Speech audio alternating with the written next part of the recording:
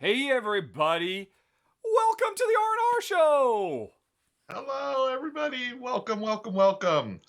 I can tell that we're both a little chilly in our homes right now, I believe, right? We've Oh, is got that the case? I was wondering it's not May the 4th. I was wondering why you were dressed that way, but yeah, I'm freezing in here. yeah, it's cold in here. It's funny because the sun is out here in Southern California, but the actual the house hasn't warmed up yet. But welcome everybody to yet another episode of the R&R Show. We're so Yay. happy you're here. We are live on Twitch and want to thank all of y'all coming from YouTube as well. We're hanging out. We're going to be talking about some Kickstarter games and a bunch of more things too. We have a lot of fun doing these live shows here, and just want to say hello and welcome again. Yes, welcome to First Time Chatter, Plumpy Thimble. I subscribe to you on YouTube, and everybody else should as well. Hey, Plumpy. So do I. Yes. Hey, Plumpy. And also, first time chatter, Falcon P. Namaste from India. Oh, how cool. What time is it there? It must be, it's early. It's crazy early in the morning, I believe. So, namaste and good morning, Falcon P. Let's see here. Oh, the follows are coming in. Beetlebox, thank you. Outdoor Miner, Distant Babble. Loch Nestra, Milo WG, Boxcar Buddha, Instagib 247. I guess Instagib 246 was taken. So sad. Let's see here. And some subscribes are already rolling in. Nice. Ali K Plays, Fidelia, and Loch Nestra. And thank you all for the subscribes, folks, and for the follows. Let me know, folks. Can you hear a nice, gentle little boom when somebody does a follow like Kawaii Plays just did? Because I was up till 2 o'clock in the morning figuring out how to get sound events working. And I believe they should be working now. Kabuki Kid says, yeah, heard the tone. Nice. Awesome. Okay. Perfect. All right. Then it's all working, and people can still hear you. And we shouldn't have. I mean, they can be able to hear. They'll be able to hear the wheel spinning and everything. It's all working great. And awesome. Let's see. There was a cheer from Eclectic Camel, and I talked over the top of it so people couldn't hear it. Can I force that to happen again? I want to make that sound because this will be the first time I've actually heard it. I'm actually quite fond of some of the sounds I chose. Let me see if I go over to this menu. Let's do that one again. Could you hear it, folks? You're not listening, Ruel, so you can't hear it. But I can't hear it. Yeah, it's a Mario coin from Mario. When somebody sends bits, it goes bling.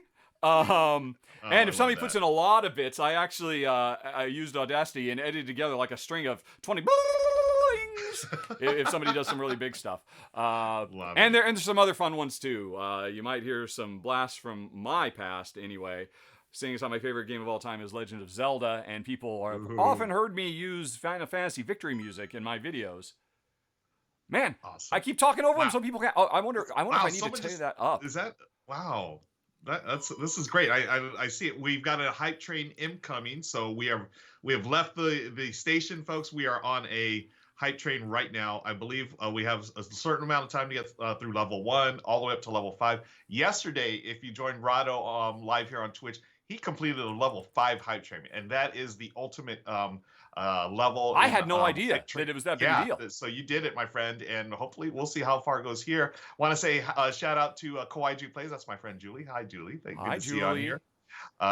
Lots of people in here. Wow. Again, I'm always blown away by how big your audience is here. This is great. I love seeing everyone coming in from all around the world, different time zones and everything. I'm so bad with time zones. So good morning, good afternoon, or good evening, where you may be, friends. But not good night, because you got to stay awake. Exactly. Could you hear it, folks? Somebody just subscribed. Nice. I think I've made these too quiet. Folks, can you hear the little blurbs? I had no idea what to set them to. I don't know if we're just completely blowing them. I didn't want this to be a case where every single time one of these happens, we have to stop and listen to it. Let's see. Duck of Death 5 says they're just right. Cool. The subscribe sound is pretty loud, says Kabuki Kid. You know what it is? Okay. You continue talking. I'm gonna do some adjusting, some fine tuning. 25th Century Games. Thank you for the compliment on the hoodie. Yeah, this Michelle gave this to me many years ago. Actually, now I think about it, and it's my favorite hoodie. I wear it to all these Star Wars events. You know, whenever there's a new movie that comes out, I wear it there, and it's just comfortable. It's not the warmest. I know there's like another version of this hoodie that actually has like the actual fur and stuff, but I don't know. I don't know if it's still for sale. Folks, I do want to thank everyone for subscribing. Don't forget that if you have an Amazon Prime subscription, you get one free sub per month. And if you use it here, what's great about that, not only do you support our channel, but you also get to watch us ad free. So, normally when you log into Twitch, they're going to run a couple of ads. If you're subscribed to a channel, you don't have to bother with that stuff. You get straight to the good stuff. That's here. And also, as you're subscribing, you'll notice up above my head, I believe, you'll see an RVR episode at 149 sub points. So once we get to 150, we're going to do another RVR. If you were here last week, we had a great time playing Rolling Realms together. Yes, we did. And yes, and everyone got to play along with us because it's one of those, bingo style games where we call out the numbers and we all have our cards. So we're at 98 right now. We're 3/4 of the way there, or about 2/3 of the way there. You can unlock a bonus top 10 if we get to, what is that, 999? Is that 1,000 follows or? Let's see. The extra top 10 is once we get to 1,000 followers, and a new full run through streamed live with all the behind the scenes stuff is if we get to 9,900 bits, which I figured is going to be 6 months off, but it's starting to pick up. The bit train is a good way to keep a hype train going. Let's see. And I'm almost done increasing I decreased the sound of the follow, because you're right, that was crazy loud. I guess I didn't, it was like at 80% while everything else was at 20. And I've just moved the coins up a bit because they're my favorites. Let's see, I'm gonna find somebody who just did some bits.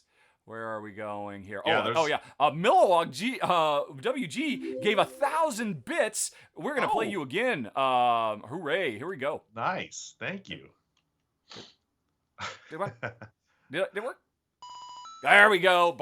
Nice. And it goes even longer if you get to like the big numbers and all of that. But I don't expect. I mean, don't throw tons of money just so you can hear the same sound you've heard a million times in a Super Mario game.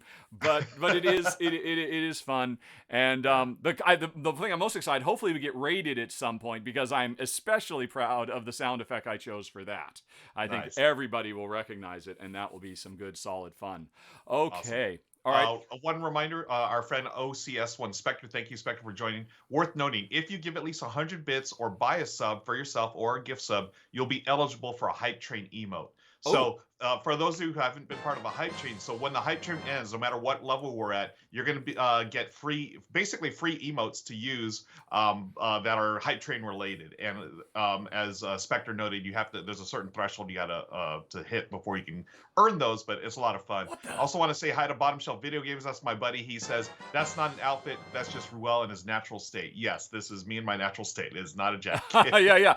Actually, it's kind of gross. Ruel just decided not to wear a shirt today. No one wants to see that, so I'm not gonna. Oh, so fun. We're cranking along here. Oh my God, we've hit the bits. Nice. We've hit the bits. How is that possible? What happened? It says we've hit our bit subscription. So I'm gonna have to do an extra run through this month, folks. Thank you very much. It says 9.9K. Isn't that 9,000? That's 9,900 bits. That is $99. So that's already wow. I thought you know what? I guess I was looking at the followers and the subs. I just assumed we weren't even close to that. I did. I mean, I thought that was months away, quite frankly. And I'm looking, and people, thanks to everybody who has, Charisma threw in 100. Thank you, Charisma. Little Buster threw in 100. Nice. Thank you. Milo threw in 1,000. That's a big deal. That's $10 between you and me, folks. Thank you very much, Milo. I was wondering, how did you get so many bits in it? Because I could have sworn here's the deal. I honestly suspect there is a bug with this, because I'm looking through the history, and I do not see it. A bunch of subscribes. Thanks to all the subscribers. I know I need to thank everybody. We'll get to that. That's a mystery. That is not right. Now, could the bits? That wouldn't be connected to like the subscriptions, would it? No, it should be completely separate. It has been so far. And thank you, Instagib, for 100 more bits. That's wrong. This is a lie. This is totally a lie. But we'll figure it out after the fact. Yeah. It's pretty cool looking as it is right now. I have these little monitor things are like widgets you can get for free from Streamlabs. And there are some weird things with them. They don't always update correctly, and it just hasn't mattered so much. But it's a bit off now, unless somebody secretly somehow donated $120 some bucks bits, Wow. which would be absolutely insane. There is no way that just happened. But thank you, Mom Gamer. We're getting there for real. I'll have to figure that out. The run-through chart is a lie. It's driving me nuts that it's just standing there lying. So I think I want to fix that, quite frankly. Yeah, all these lies. Yes, cannot trust them. So I'm just going to turn that bit goal off until we can get to the bottom of it. I think that turned it off. Right. And then we come back to this. Okay. The cake the cake is a lie. Oh my gosh. The hype train we're at level 3 on the hype train. Meanwhile, yes, we've got more subs coming in. I want to thank Little Buster 86 for gifting a sub, and that's always a nice thing that I love about Twitch, where you can gift friends or family members or whoever a subscription to the channel as well. So thank you, TZ Viper 86. Yep. Or Little Buster 86, and then TC Viper actually subscribed with Prime. This is excellent. Great. Yep. Yeah, it's almost like we're like a real Twitch channel now.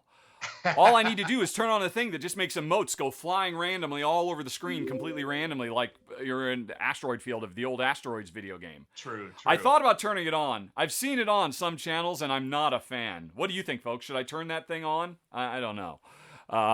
Let's see. Oh, Spectre brings up a good point. What's it might have counted double for the alerts that you replayed. Maybe it counted those as well. Oh my gosh. That's a very good point. Yeah. That's a very good point. And Kabuki Kid said the same thing. It might have, because I was just trying to get the sound effects working, and it, so I could just, I can pump those numbers. No rookie numbers here. Let's see. Well, I'll figure that out after the show. I mean, I'll get a little report how much really came in. I'll adjust the thing, and I'll figure out why we suddenly got 20,000 bits just randomly out of the blue, which would be a Christmas miracle, to be sure. Let's see. Who have we not thanked? Thank you, Little Buster, for giving out the gift, and TC Viper, and the follow from Leg Rub, and Abgefert, and Samuel W3, and Instagib with the cheer. Okay, Ruel, we have to get to work because Joris Zune would like to buy an argument. And we are still overdue for an argument. I think we still have one from last week that we didn't finish. So we'll get to that after I say thanks to Winstomatic for subscribing, and Big Jack, TC Viper, thanks for following. Thank you, Eclectic, for handing out subs like candy. I mean, that's so awesome. I mean, when you yesterday did that quintuple one where you handed out 5, it just never occurred to me before. I mean, it's like you're just giving gifts to random strangers. I mean, that is the definition of the holiday season.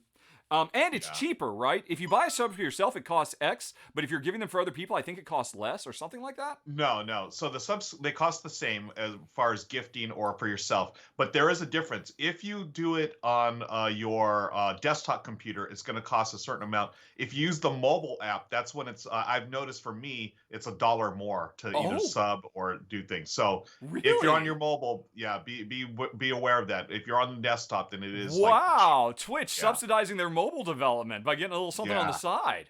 Right. That's far out. I know also, depending on what country you're in, subscriptions will be more or less. And I believe that's because the exchange rates or whatever, they actually have like a different price.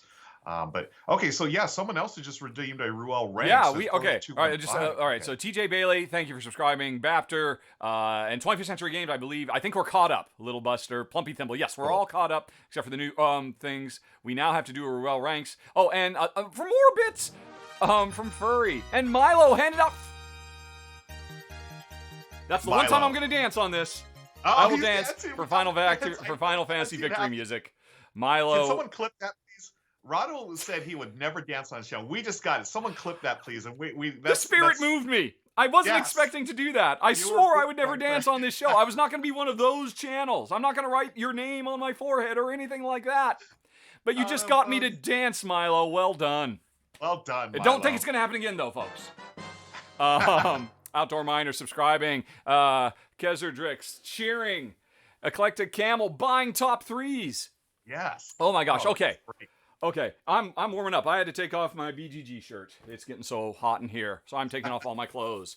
Okay, Outdoor Miner subscribing again. Thank you very much. Okay, let's take a second and look at all the Rahdo point requests that have come in.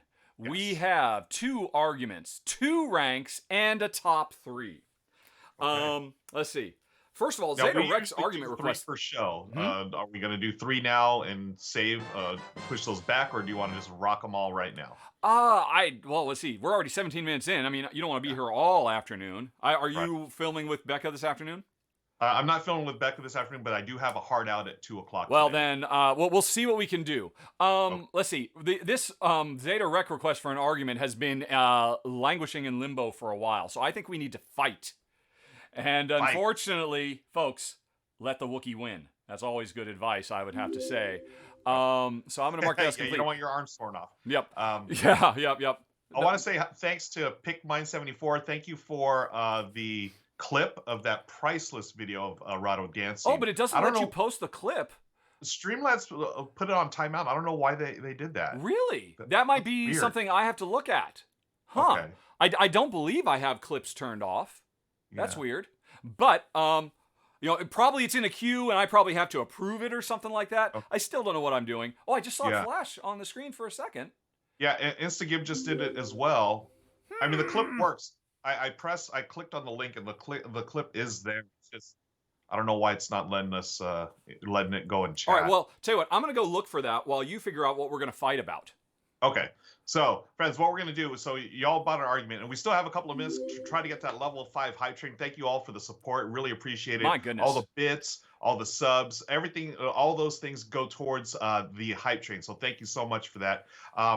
Also, someone had a question about gifting bits. You cannot gift bits, but you can gift subs. So when you go to subscribe, it'll give you the option. Do you subscribe to yourself, or do you want to give a gift sub to a particular user? Or what I did yesterday, and I think Milo did today, you can gift subs to the community. So anyone that follows the Rahdo channel, they randomly choose who's going to get a gift sub. Cool. So it's a really nice way to just let other people enjoy the ad-free experience.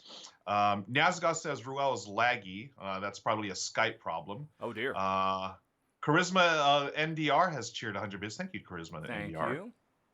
Chat links are disabled according to Slivers. Yeah, Slivers knows everything. Let's see. I've got two things. I finally made it to clips in my creator dashboard, and I've got Rahdo the Dancer and Rahdo Dancing. They've been created 3 minutes ago, it says, and one person has viewed them. So in theory, it's working. Let's see. Could be a chat setting thing. Maybe. Yeah. Oh, you know what? I think they're links. And I do think I saw somewhere that I could turn off having people doing links. Yeah. And I bet you that's what it is.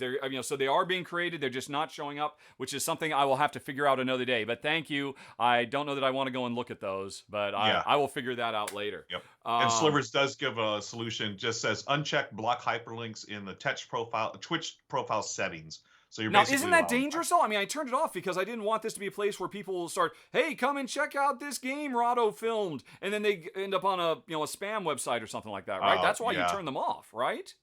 I mean, I've always turned them off, but I didn't realize that was going to kill. I wonder if you can turn them off, but then allow internal Twitch ones. Okay, these ones are safe; they're fine. Yeah. Or maybe, I don't know if there's a setting. It could be one of those you can allow, like anyone who subscribes or follows to the channel, you can allow them to send links. I don't know. Well, I mean, I'm sure people wouldn't be above spending a couple of bucks to try and spread viruses and stuff like that. That's that'd be the worst thing. So I'm gonna figure that out. And what just happened? Oh, Mom Gamer gave out 5 subs. Mom Gamer, and that hyped us right back up. I believe I just saw 4 flames flying by. We have received okay, everybody, you now have level 5 hype train emotes. Congratulations. Wow. We've done it. Well done, friends. Thank you so much. That's great. Level 5. That's level 5 yesterday, level 5 today. 2 in 2 days, and you said it doesn't get any higher than that, right? I mean, you can keep it going, but it just doesn't. Nothing else unlocks, right? Correct. Okay. Wow. Thank you, friends. That's awesome. And look, we are getting that much closer to another RVR episode. And that's what I was excited about. So we're at, what is it? 17. Wait, how many is it? 117. We need to get to one. Oh my gosh, we're so close to another RVR. That's fantastic. And there's all the emotes there. Choo choo. Thank you, friends. Yeah, drop those emotes there. They're being delivered right now to all of you level 5 hype trainers. Awesome. So, okay, what are we going to fight about? What is a dearly held belief that everybody disagrees with? Well, I mean, I could just come right out and say The Last Jedi is the best Star Wars feature film of all time. I could do that. Ooh, of all time. Of all of them, Last Jedi Wow. is the best. I could do that. But the last time we fought, I believe it was also about Star Wars. So I don't know that we should necessarily do that. Did you watch the Beatles Get Back documentary? I have seen the first episode. Okay, can we talk about the first episode because I have feelings. Okay. I thought it was terrible. I did not like it. Whoa! Okay. All right. That's a good topic for an R&R-gument. I gotta say, I am ready to go there. Let's see here. Copy. I gotta put that in. All right. Delete all that stuff. Or are you gonna do a poll? No. And we'll try to do this without spoilers. Okay. Oh yeah. Or can you do it without spoiling? Well, I mean, we all know, a spoiler alert, the Beatles broke up 50 years ago. So, I'll start right now. So, as much I love the Beatles. By the way, I am happy to take the other side of this argument because I thought it was great. Yeah. So here's the problem. You give someone like Peter Jackson, great director, Lord of the Rings. We all know his pedigree. But there's a certain point where I don't need to see every little conversation going on with the Beatles. And as much as I thought it was a really neat fly in the wall experiment, there's a reason that editors exist, and there's so much of that stuff. I'm like, okay, do I really need to hear the start of Get Back for the 13th millionth time or whatever? I think you were about to say another word there, weren't you? I was going to say another word, but I am a family. But this is a clean show. No, that's interesting. I will grant you, this is not Heavenly Creatures or Peter Jackson or theatrical cut of Fellowship of the Ring Peter Jackson. This is extended The Hobbit Part 3 Peter Jackson. Exactly, which I do not care for. I want it streamlined. I want it a little more focused. And again, as much as cool as it is that they have this footage of the Beatles, and remember they had like over 60 hours, and he condensed it to only like 12 hours. You can go even half of that. Make it 6 hours. Oh my gosh, it was just way too much. And I think the songwriting process to get into their heads, that's neat. But I don't want to watch it for more than like. I will grant you that yes, he could have been much more judicious with his editing. I mean, when I first saw, I can't wait, we're gonna watch tonight. Oh, the first episode is 2.5 hours long. Right? Seriously? And the reality is, everything in that 2.5 hours of substance, you could probably, without too much trouble, edit down to 45 minutes. Thank you. I completely agree with that. That said, I don't care. I was entranced the entire time. It was interesting. Ringo hardly speaks for the entire time. He's quiet, isn't he? Was Ringo known as the quiet one? I don't remember. So. There was a cute one. There was a smart one. Maybe Ringo was the quiet one. But so he was just sitting there on his drums the whole time, just smoking and just watching everybody just bumble around. And I felt like Ringo because. I mean, I think I would have been entranced if I were in the room, and that show did a great job of making me feel like I was in the room. And you nailed it. It truly captures the the spontaneous, collaborative, creative process. And you know what? There are peaks and valleys in that process. And you're right. I think a different director might have said, well, let's just cut out those valleys and just focus on the peaks. But having those valleys there made those peaks much more meaningful. About an hour in, the first night we watched, Jen was watching too. She was interested. She's not that big a fan of the Beatles, but she saw the 60 Minutes thing and said, oh, that sounds really cool. Let's watch it. And I was really surprised. And about an hour in, she said, you know what? Okay, it wasn't Get Back. It's Don't Let Me Down. Oh my God, they're doing Don't Let Me Down again. Yeah. And it was one of the times when they were really experimenting. It was like all over the place and it sounded awful. And Jen said, no, I think I'm done. I think I'm out. Yeah. And so we stopped that night. I started watching it on my laptop, sitting across the room on the couch from her the following night. And I'm laughing and I'm like, oh, and I'm grunting and all that. And she said, what? I continued watching. If you'd watched for 30 more seconds, you would have seen what everything was building up to. Because at about an hour and 5 minutes in is when Paul basically says, come on, lads, we've only got 2 weeks and we've got nothing. Yeah. And what are we doing here? And I mean, and so, that was a big moment. that moment would not have been as big if we hadn't just gone through literally 20 minutes of flapping about, of just nothing happening. And I can appreciate that, but I think it does make for stronger big hits if you go on that journey with them. Yeah. And so that's why I thought it was actually really, very engaging in a way I did not expect it to be. I felt much more like, no, I'm living through this process as opposed to I'm watching a documentary about this process. And they are not hiding the warts of the process. Yeah. And that's the one thing I do appreciate about it. You see it all, warts and all, and it is happening almost. It's almost like a live stream, right? I mean, you see everything happening in front of you. Yes. And but that's including glitches too. There's no editing, and everyone's talking over each other, and it doesn't always feel focused. And you're going to eventually get to the big moments, but for me to like sit there and listen to them talk about, what are we going to do for the next 20 minutes and trying to figure out what this song is all about and what they're trying to create, it was a bit much. Now, having said that, as much as I did not enjoy it, I'm on episode 3 right now. Oh, okay. Entire argument invalidated. No, it's because I'm such a fan of the music, and it's just so interesting to me that I'm willing to put up with Peter Jackson's extended edition. That's how I'm putting it. Yeah. So, yes, he went straight to the director's cut. Yeah. People in chat are talking about I'm a little laggy, apparently. Oh, really? There is nothing I can do about that. I guess you could hang up and come right back in. Your call. Let's do it. I mean, it's easy now. I mean, what the heck? What could possibly go wrong? We're only live in front of 117 people. All right, I'm gonna hang up right now. All right, okay. All right, hang up and call me back, and I'll answer. Maybe that'll work better because I called you first. Maybe. Okay. All right. Bye-bye. And he didn't waste any time. He's calling again. Let me go on ahead. And you're back. Okay. And let's see. Oh, I bet I know why you're laggy. I bet I know. And it has to do with my sound experiments. All right, let's go back to full screen. Yes. I've got 2 audio feeds for you. I've got the audio feed that is coming from Skype, which is what we always play. And then I've got the audio feed that, if I turn my speakers on, is just part of the overall window sounds. And what I thought I could do is, perfect. So that people can hear all of the window sounds, I will just put you in, with the window sounds. Because if they're both on, remember we had this, you start echoing. Because it's right. Drat. Okay. I thought all the audio things were fixed. All right. How does it sound, everyone? It seems like it's okay. Milo says, or first time chatter says it's okay. Sea Otter, thank you. Okay. Eclectic Camel was talking about OBS Ninja, which I know some streamers use. I also know OBS Ninja it strains a lot of the PC, from what I understand. Oh, really? Oh, it's a hog?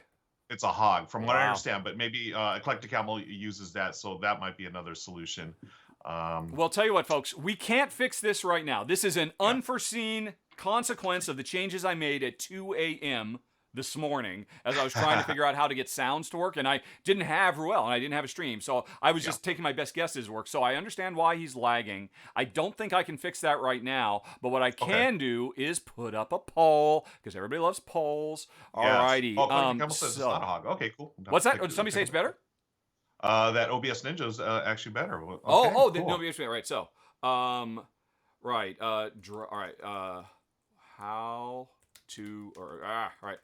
how to sound is the poll. All right, fix Ruel's sync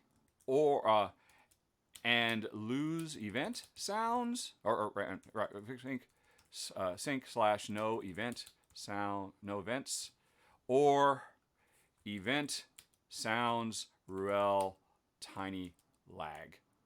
Tiny lag. Kabuki All right. Kid. See you later. Yes, and congrats on getting the booster shot, Kabuki Kid. Nice. Oh, good for you. Yes, everybody, it's time. Yes, Team Vax. All right, so we have a poll going. The audience can decide: should we get rid of all the the fun little sound effects, and I think I know how to just kind of switch it back to normal. So Ruel will be perfectly in sync, or should Ruel be slightly out of sync, but you can hear all the balloons and da-da-da-das and all that kind of stuff. I can go either way, and you've got 3 minutes to decide, folks. All right, and yeah, and the thing is, I don't think this will actually change anything about the recording I'm doing, because the recording is completely ignoring all the sound effects anyway, because when people watch this on YouTube, they don't want to hear every 5 seconds a Legend of Zelda theme play. Cool. Yeah. All right, it looks like people prefer synchronicity to sound events. All right, that's fine. That's too bad. I was kind of enjoying the sound effects. And plus, the nice thing for me is I hear them in my ear, so I know that something has happened and I can respond to it. Right. Because otherwise, we just have to look every once in a while. Thank you, Odin, for subscribing. Stoopkey, thanks for following. Aslan, thanks for following. Fast Lover, thanks for following. Papa Jab. And This or That. Or no, that's a This or That is bought. Oh my gosh, so many people to thank. We spent too much time arguing. I know. I can't. That was a good argument, though. I like that one. That was a good argument redemption. Now we do have a few other things to take care of. Yes, you want we to take do. care of those, or how are we doing on time? All right, we've got. I think 3 minutes. 1 minute is too short. I think 3 minutes is too long. Next poll will be. Although, wow, it's turning around. It is neck and neck between you slightly being out of sync but keeping the event sounds, or losing the event sounds and you getting better into sync. Remember, folks, once the actual show starts, we're going to spend the majority of the show in tiny little pictures. We're not going to be full screen like this. And so him out of sync will be a little bit less noticeable. But anyway, synchronicity surges again. But in the meantime, we've done an argument. We have another argument queued up, ready to go. Hey, we've got a couple requests for ranking. Okay, you want to do that? Yeah, let's do a ranking. All right, let's see. Then I need to go to the Gaviola Library. Let me find it. All right, it's around here somewhere. There it is, the Gaviola Library. And let me go ahead and bring that up by switching over there. And folks, oh my gosh, the event sounds have taken the lead. Oh, this is exciting. I don't know why. It is back and forth. It is anybody's guess which way it's going to go. Wow. I'm very excited. I'm bummed it's not working, but it's kind of fun that we actually have a real neck and neck race here. So that's kind of cool. All right, so Ruel, folks, has like almost half of 1,000 games, and he just can't be bothered to rate the vast majority of them. Yep. And so he's going to have to rate one today at the request of you. Let's see here. Whoa. I just jumped into the middle of a bunch of random stuff. Yeah. I don't know if you can see. Or yeah, you can see. Yeah, you can see because you're seeing it through Skype. Can you rank Sail of India, 7th Hero, or Battlestar Galactica? Have you played these games even? Have you played all these games? I've played Sail to India. I've played Battlestar Galactica. I don't remember 7th Hero. I know the game. I don't remember if I've played it or not. You own it. I own it. How about Cypher? Cypher, I've played. Gosh, I don't remember. Okay, Cypher and well, since they're both sci-fi, we could do Cypher and Battlestar Galactica. Okay. You know what? I mean, the poll is over. Oh, poll's over. And okay, wow, by a narrow 7% margin, they would rather you be in sync, and we will revisit the fun, funky sound effects next week. And that's cool. That's cool. All right, so now how do I do this? But first of all, while I'm doing this, all right, so now if we say ranking Battlestar Galactica and Cypher, they're going to go for Battlestar Galactica. I mean, that's just a given. Okay, let's rank Battlestar Galactica. I don't know. I do know a little bit. I have played Cypher once. I don't know anything about Sail to India. I am interested to know more about Sail to India, quite frankly. And I've only played it once or twice, so it's may have left my memory. Too dim a memory. Too dim. I know it's a worker placement game. It's a really unique one. The fact that you're using cubes, yeah, you know what? I'd have to look at it. Okay, that's fine. That's fine. Apples to Apples or Star Wars Imperial Assault. Pick one and rank it. Apples to Apples or let's go with Star Wars Imperial Assault. What the heck? All right. Okay. Rank Star Wars Imperial Assault for us now. Do it. Yeah. I mean, I figure it's appropriate considering what I'm wearing. Of course. Imperial yes. Assault, obviously. Right? Yep. You just stepped off the board. It's a dungeon crawl, but it's done in the Star Wars universe, and of course I'm gonna love it. You have your characters, you are working on a cooperative mission together, trying to defeat the evil empire. Now the characters that you have are unique to this game, but then you're gonna run into Han, Luke, and the everyone else. There was a Vader appearance and so forth. What I want to do, I have not done it yet, but they have an app that'll play like the bad guy part, so you and your friends can just play along, and it's usually like a 1v all. But this one with the app, I forget the app's name, but it is free from Fantasy Flight. I'm looking forward to getting back to that because it does have like new adventures. The gameplay is awesome. I don't think it's for everyone. If you're not in dungeon crawls or type stuff, it may not be for you folks. But because of the Star Wars theme, I mean, it can't be ranked lower than a 9, can it? I love Star Wars. I love this game. Okay. Apparently, I've got an yes, echo because going while on you were now. talking, I was experimenting. I believe you should now be de-echoed. Okay, yep. Duck of Death just reported. So for a brief moment, you were coming through. They were getting both the Skype and the slightly out of sync Windows version. And Gotcha. I could have turned off the Windows and then turned on the Skype, but you would have gone quiet. I figure better to get a little bit of echo, folks. But thank you. It looks like it's over now, and we will no longer hear fun little sound effects. Hopefully they'll be back next week after I can figure out the technical difficulties. The people have spoken. Ruel has spoken. You want to give this a 9 out of 10. I really do. But the thing is, and now I don't think I'm going to give it a 9. Okay. The reason being, it's been a while since I played it. I know it can be clunky at some points. And also, gosh, what was the other issue I had with it back in the day? I remember the clunkiness. You're rolling to resolve certain things. So, people complain about that. But it's Star Wars. Come on, I'm gonna go 8.25. An 8.25. Yeah. Okay. Yeah. I did. I mean, I was so excited to try this. I really wanted to give it a go. Yeah. I mean, I don't love Star Wars. No, I love Star Wars, but I'm not super crazy cuckoo for Cocoa Puffs for Star Wars. I've always been. Star Trek has always filled that niche in my life, but I really do like Star Wars a lot. But oh my God. It's just the typical 50 bajillion little rules that are easy to forget and statuses to keep track of, and then roll dice, roll dice, roll dice. Dice, could you get out of the way and let me actually make some choices, please? I mean, Jen, I don't even think we finished the one game we played, if I recall correctly. Oh, wow, really? Yeah. Now, did you use the app? You did not use the app. No, I don't believe there was an app at the time. I think that Streamline came along later. That's why I'm excited to get back. That's why I'm excited to get back to it, because the app, I think it's called Legends of something. Really? Sort of like something like what they did for is it Monsters? No, Mansions of Madness, second edition. Yeah, where the app did a lot of the bookkeeping and really streamlined everything and made it a better experience. That's what I believe this app did for Imperial Assault. That would help. So that's why I want to get back to it. That's you're giving it an 8.25 with the app. Yes. Okay. No. Or is that going to bump it up a little bit because you remember there's the app now?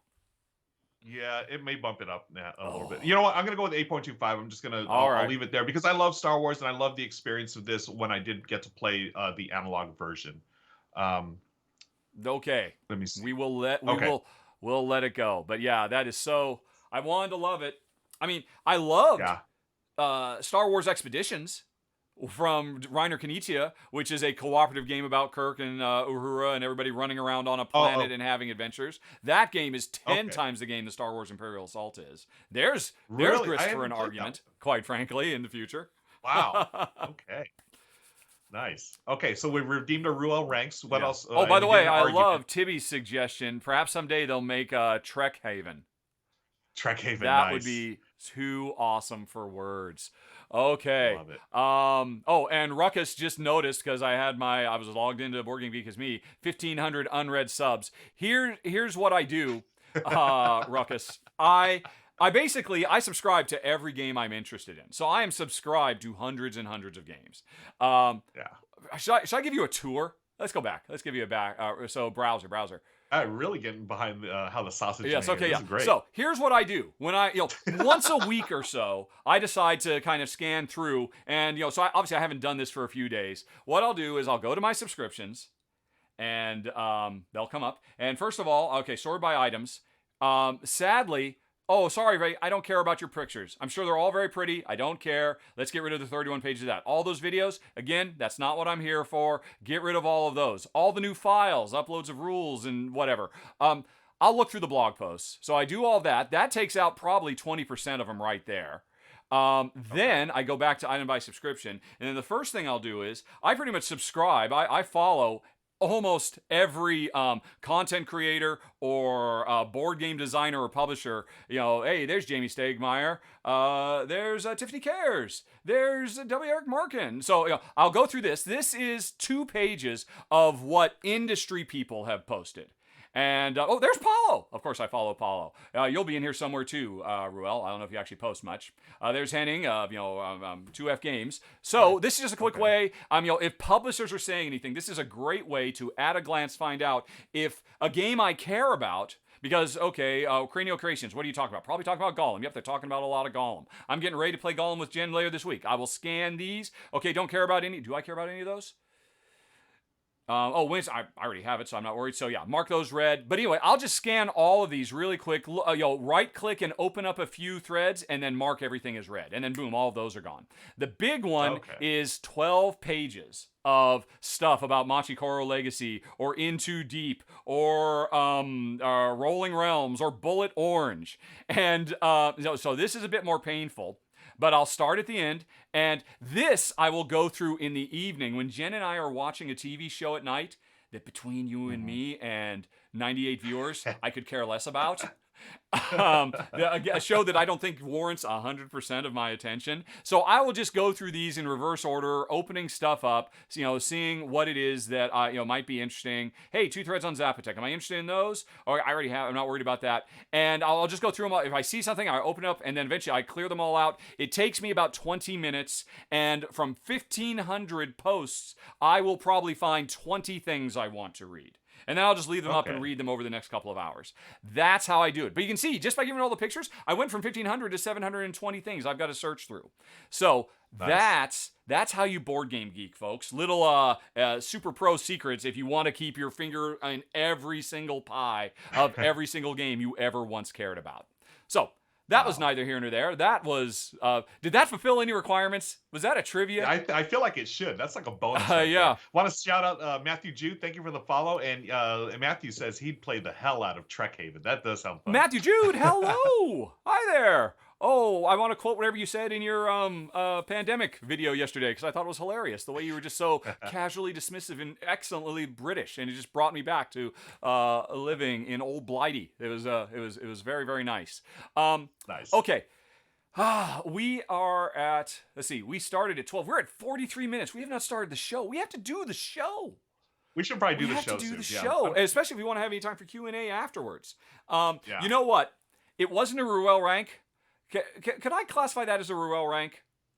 I mean, that was me. What I just did, that walkthrough of Board Game Geek. I feel like. Okay. Furry 2015. I know that's not what you asked for, but that was me ranking the Board Game Geek subscriptions. But Furry 15 has another one, so we'll get to that probably afterwards, because we have to film the show. That is the main thing we are here to do, because then I take that show, I repackage it, and put it on YouTube tomorrow because of the 24-hour exclusivity that Twitch demands. Alrighty. Thank you, Slivers, for subscribing for a month. And now that is interesting. I thought I just heard the little bleep still. Oh, that's right. Now, I can hear the bleeps. I can still hear them, but nobody else can hear them because I've killed Windows Audio so that you're in sync. Ah, well. Okay. At least I get to enjoy them. And if I start dancing randomly for no reason, there's no reason. Okay. We'll just make sure someone clips it. That's all. Thank you to everybody who's following. Thank you to Silvers and Odin and Abgerfeld and Body Belly for subscribing. All right, I'm sorry, you're about to say something. I was just going to say, why don't we give away a game? Yeah, we kind of need to do that, don't we?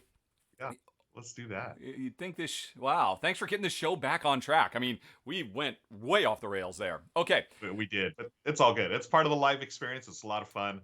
Again, thanks to everyone for hanging out. We are going to give away a game next. This was free at last from last week. Is that correct? That's going to be for next week. Spoiler alert for the show we're about to record, folks. Last week, it was the Fun Again sponsorship, so it's $50 gift certificate from Fun Again. So, one lucky winner who heard you say Schwarzenegger completely randomly. Yeah, and everybody loved it. Everybody was very impressed by your very casual working Arnold into the conversation somehow. I had the really easy one. I could have so easily put that into roll camera. Yeah. But then when you said you could do it, it's like, no, okay, I have to hear what you're going to do because I know you don't have anything as easy as that. But anyway, all these hundreds of folks heard you say it. They would like to get a $50 gift certificate from show sponsor Fun Again Game, and we're going to find out who it is now, and only I will get to hear the spinning wheel. Okay. All right, here we go. So good luck, everybody. In your heads, just play a spinning wheel sound, and we will reward someone right now. Let's see who's won. Yay! Julia Gallagher! Woo-hoo! Julia, congrats. That's what I hear in my ear. I hear all the applause stuff. So we tried to recreate that for everybody. Julia, congratulations. I will be contacting you after the show and getting your details so we can get them over so that you will have a very happy holiday season with 50 US bucks worth of gaming coming your way. Hoorah! Huzzah, right. In fact. Huzzah. Do you watch The Great? I do not. Oh, you have to. It is one of the best shows. Really? It's on Hulu. It is definitely one of those shows where, okay, I'm gonna get another month subscription for Hulu so I can watch it because they drop it all at once. And then once you're done, you can go on ahead and turn off your subscription again. Anybody who's watched The Great knows what I'm saying when I say huzzah. All right. Bottom Shelf says it's the best show on TV right now. Bottom Shelf, I would argue that with you, but not very hard. Quite frankly, it is phenomenal. Great Is show. it better than Get Back? The Get Back stuff. Yes, it is better than Peter Jackson's crowning work, Get Back. Crowning work. I'm sure he looks at it that way. I mean, you could see how in love he is with every single frame. It was probably murder for him not to put an extra 3 hours in the first episode. It was murder on my eyes after about 30 minutes of that. But anyways, we're done with that argument. Let's move forward here. Okay, so we have another game to give away. Yes, we will be, and we're going to have a secret word. The game is free at last. It's on Kickstarter right now. I don't know if we should be trying to put MLK quotes just randomly. That doesn't feel very respectful, quite frankly. That sounds, I feel like that's inappropriate. But right. Oh, that's right. Oh, but right, we're not choosing. The audience is choosing. That worked out so well. Folks, in the audience, what should be a secret word that we should drop casually in a conversation in the show we're about to record that people then have to listen for? Make some suggestions. We'll pick one. Remember, the word has to be relatively unique, but not impossible to work into conversation. Because you have to give us a fighting chance. Right off the bat, Tibby Ballou says echo. Oh, Echo or Chewbacca or Wookiee, or Get Back from Bottom Shelf Video Games. Oh, Zen Bananas, like hi Zen. Says Spock. That's another good one. Let's see. Whoops. Oh, thank you. Wait, we are well past the argument. Right. I need to turn that off. Yeah, live TV. I am not a good director and co-host. I'm failing at my job. You're fantastic. You're very kind. You're doing all the heavy We're back in the pre-show. Okay, the argument is now over. Argument done. Yeah, that's it.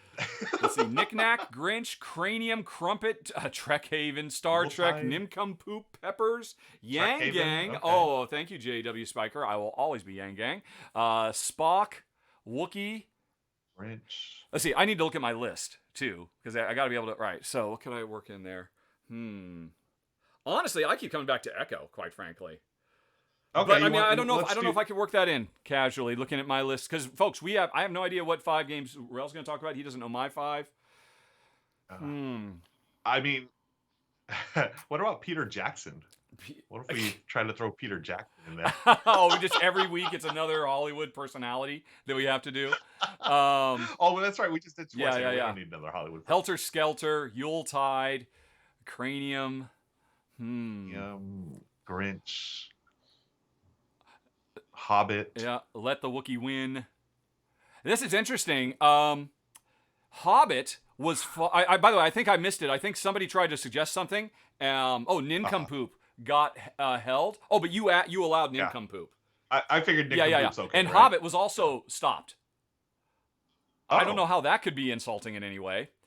Black Friday, Eggnog, Hypnotize, Skeletor, Omicron. Yeah, that's a little heavy. That's a little dark.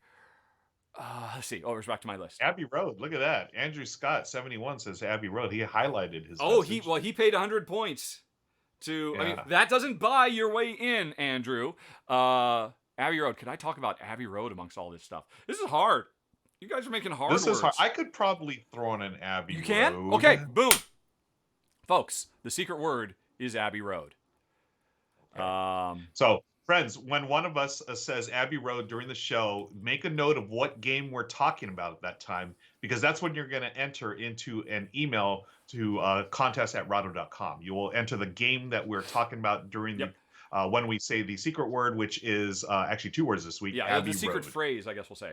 And of course, and we'll have to explain this again once the show starts, obviously. But okay, so we have our secret word.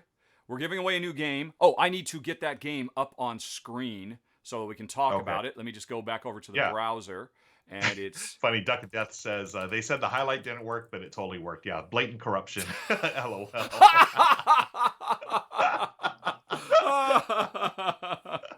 I love it. If I could throw you some bits, man, I would. That was fantastic. Thank you. That was great. Yeah. Okay. Right. All right. So I've got I've got I've got the sponsor queued up. I think I'm ready to go. We've got the secret word. We are out of the pre-show. Let me go on ahead and put the correct thing in, which is the just reminder. Hey, folks, did you know that you can find all the episodes of the R&R Show at whatever the heck it is? Control V, save. All right, there we go. So that's queued up, ready to go. There we go. Final episodes. Can you think of anything else, or are we forgetting anything before we start recording for Reelsy Reels? No, so we've hung out with the audience for a while. We've redeemed some of those channel point items. We have given away a game. We have gotten the next game ready to go, and I think we're just going to jump right into the show. Yeah, right? I think so. Nobody's complained about you being out of sync or laggy anymore. I can't think of a good way to fix that. That really harshes my mellow, but we'll figure something out. In the meantime, thank you, Slivers, for the subscribe, and Odin, and Silent Baymac, and Contraindicated, Rebarber, Seth66, Matthew Judes, thank you again, Romano Dog, Stoopski, Allison, Fast Lover, Papa Jab. Okay, I think we're getting back. All right, thanks everybody for following and subscribing, and thank you, first time chatter. Everything is okay. Looking forward to this episode as always. I don't know. I feel like we've just done a full episode right now. We haven't even gotten to the episode yet. Oh, man. Okay. All right. Are you ready to go? Sip some water and good to go. Is the audience ready to go? Now, here's the deal, folks. For folks who are new here, we're about to record our weekly show. While the show is recording, we can't really talk to you folks. You're effectively in the audience watching. And, in the middle of a Seinfeld episode, Jerry just doesn't turn to the audience and start talking to them. They just keep going. No matter what the audience, however much they laugh, they just try to keep doing. So that's what we're doing. Probably, depending on how long, if we go quick, we might not have to, but if we're going long, we might stop halfway through and check in and see how everybody's doing, and then continue. But, so, I've got that little scroll at the bottom of the screen to remind folks if they're coming in late, hey, why didn't he say thank you for me giving 10,000 bits? I promise I will, just as soon as we can when when we're no longer recording live. Hopefully that makes sense. Okay. Oh, and we just got a Trivial Pursuits. All right. Trivial Pursuits are the most fun, especially if they're not mine. So we'll try to get that. We're going to do a few more bits after the show, if you make it to the end. And then we'll raid somebody, and it'll be a good old time had by all. So, are you ready, Spaghetti? I'm ready, Spaghetti. Abbey Road. Although now I've just got Penny Lane stuck in my head. It's in my ear and in my eye. There beneath the blue suburban sky in summer. Meanwhile, back. There is a shelter by the roundabout. I'm telling you. Oh, man. Twitch is changing you, man. You're dancing, you're singing. Well, it's the Beatles. It's the Beatles. It's my favorite band of all time, as we've discovered on a previous. All right, okay, so I got to go over there. All right, so hang on, folks. We'll be right back. All right, where is it? It's that one.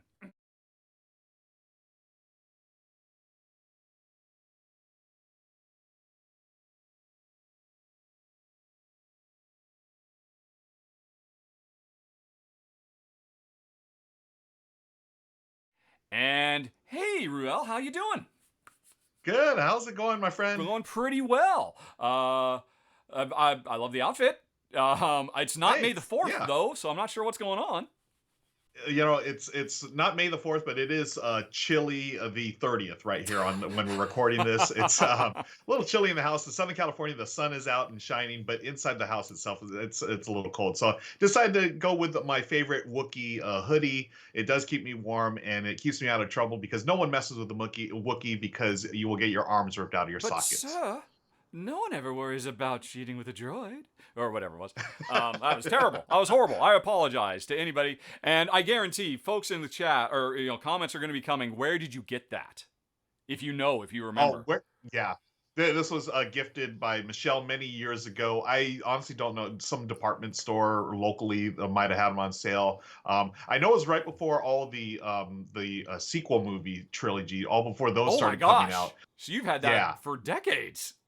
Well, I should say the sequels. I heard prequels in my head. Because sequels, I don't know what sequels you're talking about. Oh, you mean Last Jedi, which is... The Last Jedi and Force Awakens. Before they came out, Michelle got this. So I wear these to all the premieres of the newish Star Wars movies. All right. Okay. Well, folks, as far as I know, we will not be talking Star Wars movies today. Instead, we're going to be doing a top 10 upcoming Kickstarters. I've got 5. Ruel has got 5. But before we get to that, we have some other business to attend to. Am I right? Yes. Okay. Let's do first this. of all, do you have a question for me? We haven't done this particular segment for a while, so you'd be forgiven if you don't remember. Oh my gosh. My mind has just gone blank. What is going on? This is your cue to ask me, hey, Rahdo, what's on your table? Hey, Rahdo, what's on your table? Oh, I'm glad you asked, Ruel. Thank you. That was really smooth. Wasn't it? Nobody knows anything. Everything's going fine. Just keep plowing forward no matter what happens. I'm glad you asked. This is Infinity Gauntlet, a love letter game. And, oh my gosh, my camera has crashed. Well, that's okay. It's a really nice image of it, but I can't show you stuff. Yeah. So this, I'm sure you've played Love Letter. Right, yes. Everybody's played Love Letter, the game of bluffing and second guessing, a lot of game with just a tiny deck of cards. Infinity Gauntlet adds a bunch of stuff, and really the most interesting thing about it is it's a one versus all. One player plays Thanos trying to collect all the Infinity Stones, and all the other players are playing a co-op game as the Marvel heroes trying to stop Thanos. And, each side has different win conditions, and all the same love letter goodness is still there. It's still all about trying to figure out, what's in your hands. But now you have to figure out what's in your teammate's hand as well as your opponent's hand. Thanos has 2 ways to win, either knock out all the heroes or get all the Infinity Stones, and then the player is literally supposed to snap their fingers to indicate that they've won. And it's really sharp. Honestly, this is the only way I'd want to play Love Letter, quite frankly. Yeah. And because there's so much more. Have you played this version? I have. You have. It was an instant. Yeah, it was an insta hit with Michelle and I. Now Michelle's not really the biggest Marvel fan, but I am. And then the second I play, it's like, I love that 1v all, and it does feel that Thanos is trying to collect those Infinity Stones. It's a nice little touch to the game. This is we played several of the Love Letters, and this is for me personally by far my favorite. Really, more so than Batman. Yeah. A lot of people say Batman is the best. Batman, I have it's okay. Here's the thing about Batman. I really enjoyed it, and I bought it for my nephew, and then it went out of print, and I've never seen that copy again. I don't know where my nephew's hiding. We shall not speak. My nephew, again. I want that copy, or I want to play that game again.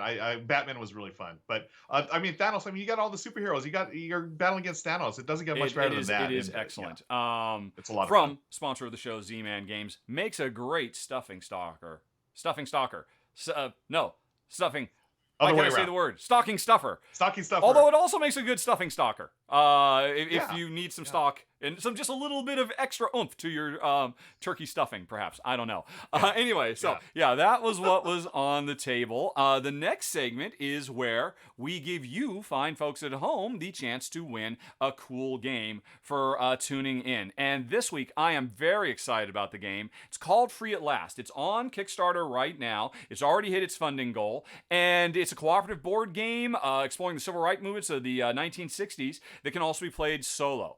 It is a game, at first glance, it kind of reminds me of, a Twilight struggle style approach to making history come alive with all these cards that have, in-game functions but are also based on real-world historical events with real pictures. And but the nice thing is we're working cooperatively to pursue the goals of the civil rights movement, and it seems very, very cool. I'm really excited about this, and so much so that I reached out to Jim and said, hey, I'd love to boost the signal of this game a little bit. Would you mind? Would you be interested in giving away a copy to one lucky winner on the R&R Show? And he said, yes, that sounds fantastic. And so I'm really happy to see it's already doing well. Hopefully it will continue to do well. And it's going to get published. So one of you, lucky viewers, can win. Ruel, how do they win?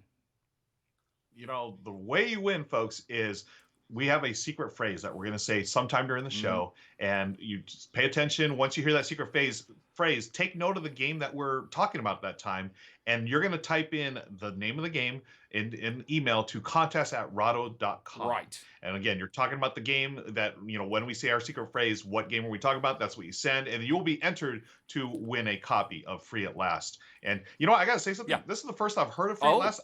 This looks fantastic. Yes. This looks great. Yep. Oh yeah, I somehow, it's definitely flying under the radar. It has not getting as much attention as it should, because I think it's incredibly laudable. It's interesting. Jim, the publisher, was telling me one of the backers is actually related to some of the famous people that are on the cards, and so she, when she reached out, she was incredibly excited about it too. And obviously tons of research was done to bring history to life, but also just make a fun and uplifting cooperative game where everybody can work together.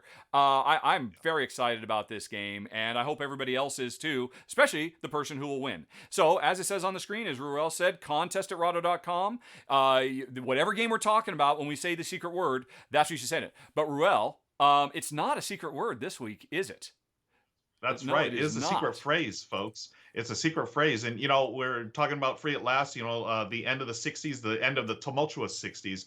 There was a song that was released around that time an album. As well. An album, a song. Oh, yeah, an album. Sorry, song, album. An album by the Beatles called Abbey Road. Right. So that's what you're trying to listen for, Abbey Road. Somehow, some way, we're going to work it into the show. Yep. And whatever game we're talking about at the time, when we mention Abbey Road, type in the name of that game to that email, contest@rahdo.com. You'll be entered into a contest to win Free at Last. Yes, exactly. So it's as simple as that. And we're both watching the Beatles retrospective from Peter Jackson on Disney Plus. So Abbey Road, right. All this stuff is kind of fresh in our mind at the moment. So and just a reminder, Abbey Road is spelled with an E, so ABBEY. Thank you very much. 2 words, yes. Abbey Road. Personally, my favorite Beatles album of all time, Abbey Road. Really? Do you have a favorite? I'd have to think about that. That's really hard. My top 3. I'll give you it real quick. Okay. Abbey Road, Revolver, and the White Album. Those 3 right there.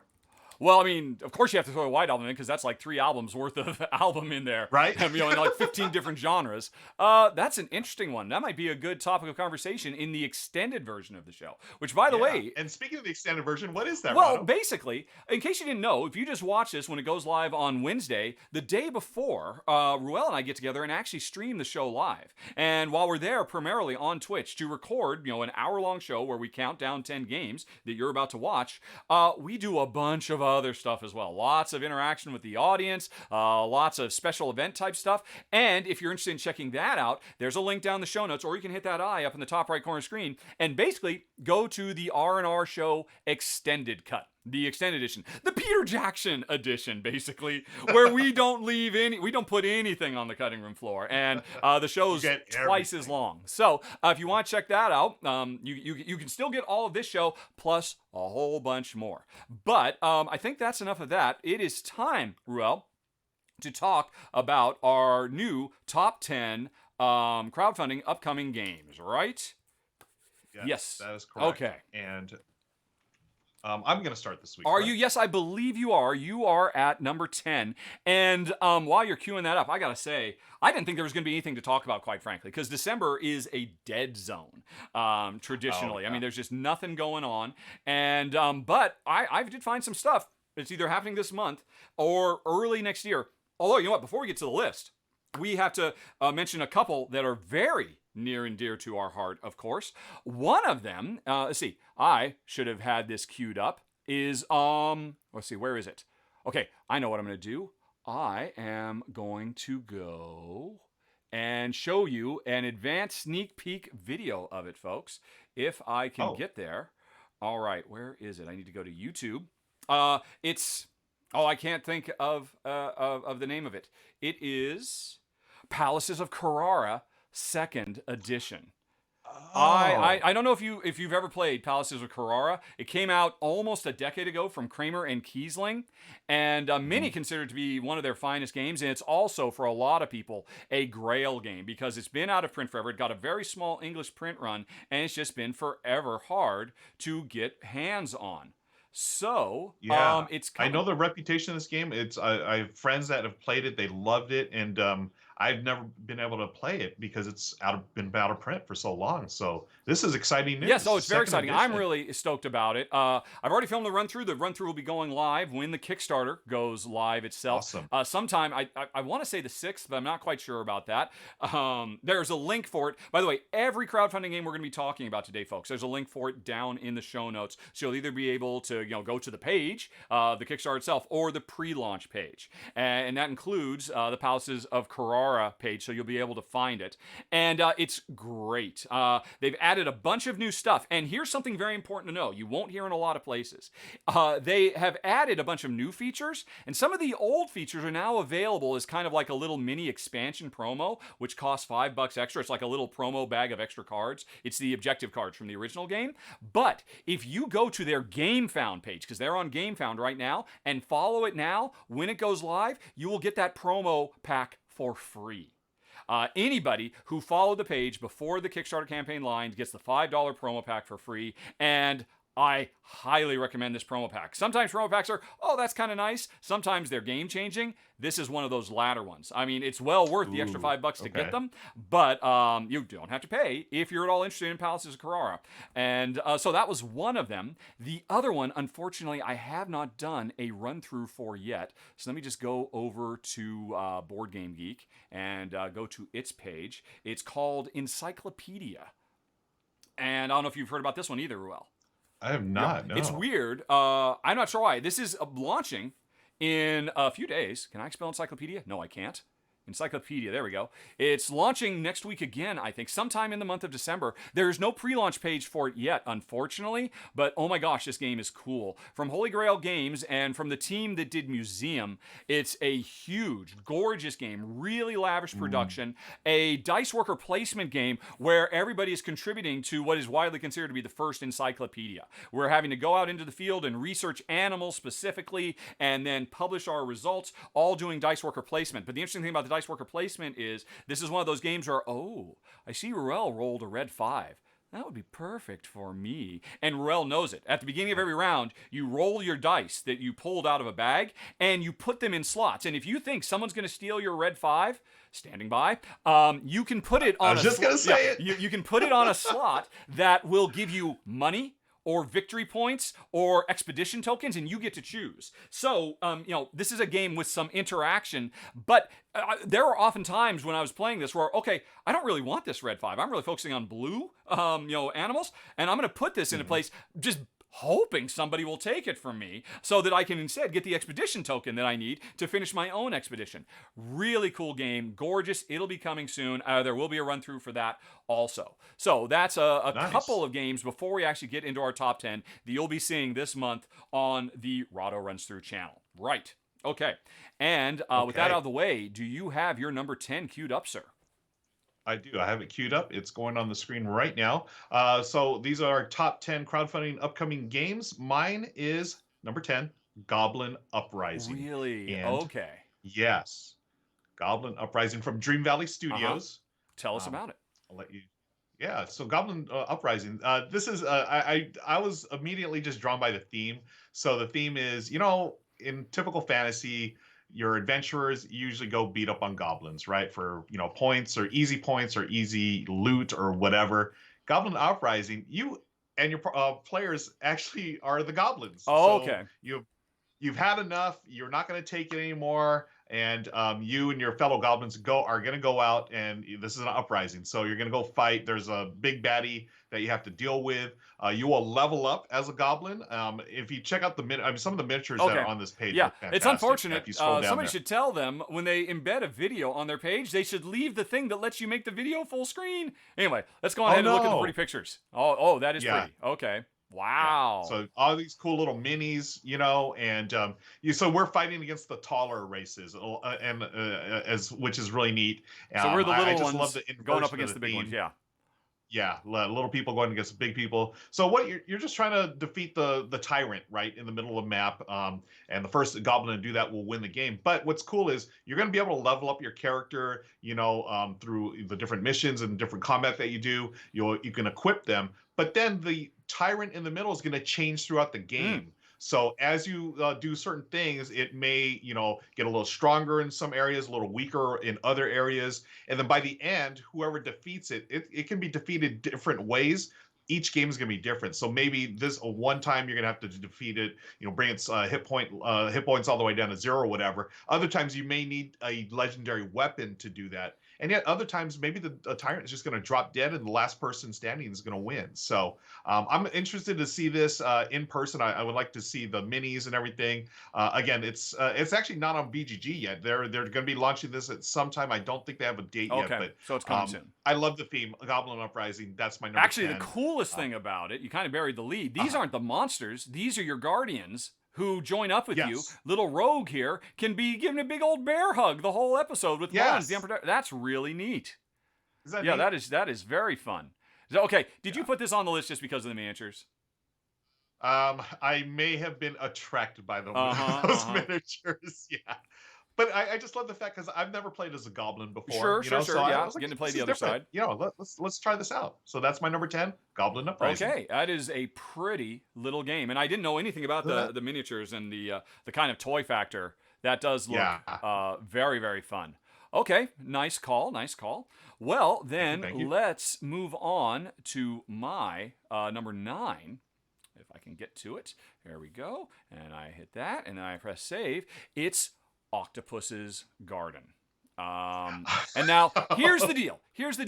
The name of this show, folks, is Top 10 Upcoming Kickstarter Games, right? And the thing is, last night, when I was pouring through 500 plus games on the Kickstarter Upcoming website, you can look for upcoming stuff. Octopus's Garden jumped out at me, and I thought, wow, that looks really cool. And yesterday, it was upcoming. This morning, it's actually live. It went live this morning. And wow. It's not my only one. There's actually another one of mine where, hey, yesterday it was upcoming, but it actually launched today. So, again, everything else, there will be a link for this down in the show notes if you want to check it out. This looks like a gorgeous-looking little abstract tile-laying game that actually came out like over a decade ago, I think. And so they're bringing it out again and giving a big spit and polish, new art and all that stuff. But the core gameplay sounds really neat. You've got this grid of tiles. You have to pick a row or column of 3, and you must take all of them. And as the game goes on, more and more bad stuff will appear there. And if you want the good stuff, sometimes you got to take the bad stuff and then lay it out into your own little coral garden. And one of the things, you've seen kind of stuff like this before, but one of the interesting things is starfish. If starfish start showing up, they're alive. They will actually move around in your garden and try to eat your oysters. So you can bring an invasive species into your own little octopus garden, but that invasive species is worth a lot of points in and of itself as well. I suspect Jen is going to love this game because she has recently made it clear to me that she loves beautiful, clever little abstract games, and that seems like exactly what this is. Really nice production value. And I watched the intro video, and he talked about how they might have it's the basic game from 10 years ago, but they've got some new design modules that'll be unlocking with stretch goals and stuff like that. So when I saw all this, and apparently you can play it right now in Tabletopia or read the rules if you like. So good on the publisher. But this one, I think it could be pretty cool. I'm breaking the rules. Apologize to me to Becca Scott for my number 9, Octopus's Garden. Yeah, this one. So, those of you who are just joining us for the very first time, what Rod and I do, we submit our our top 10 lists to a third Yes. party who then puts it together for us. And this one was one of those crossovers because this was on my Oh, it list too. was? Octopus's Garden. Okay. Yeah, it was. Same reasons. Michelle is a big fan of these abstract, cute games, and I would love to play this. And it's a Beatles song too. Come on. Yes, Of course exactly. we're gonna play it. Yep. Good choice. Okay. Okay. That's your number 9. Let's move on to my number 8. Yes, sir. Let me do this over here. So my number 8 Kickstarter game that I'm looking forward to is the Bad Karmas and the Curse of the Zodiac. Okay. So, really? right off the bat, I feel like this would be a great name for a band, the Bad Karmas and the Curse of the Zodiac, and that did draw me in. But you know what really held me is that this is a really interesting combination of analog board game with digital dimensions to it, right? So it's a tactical boss battle game. So you and your fellow players are trying to defeat the big baddie, the big boss.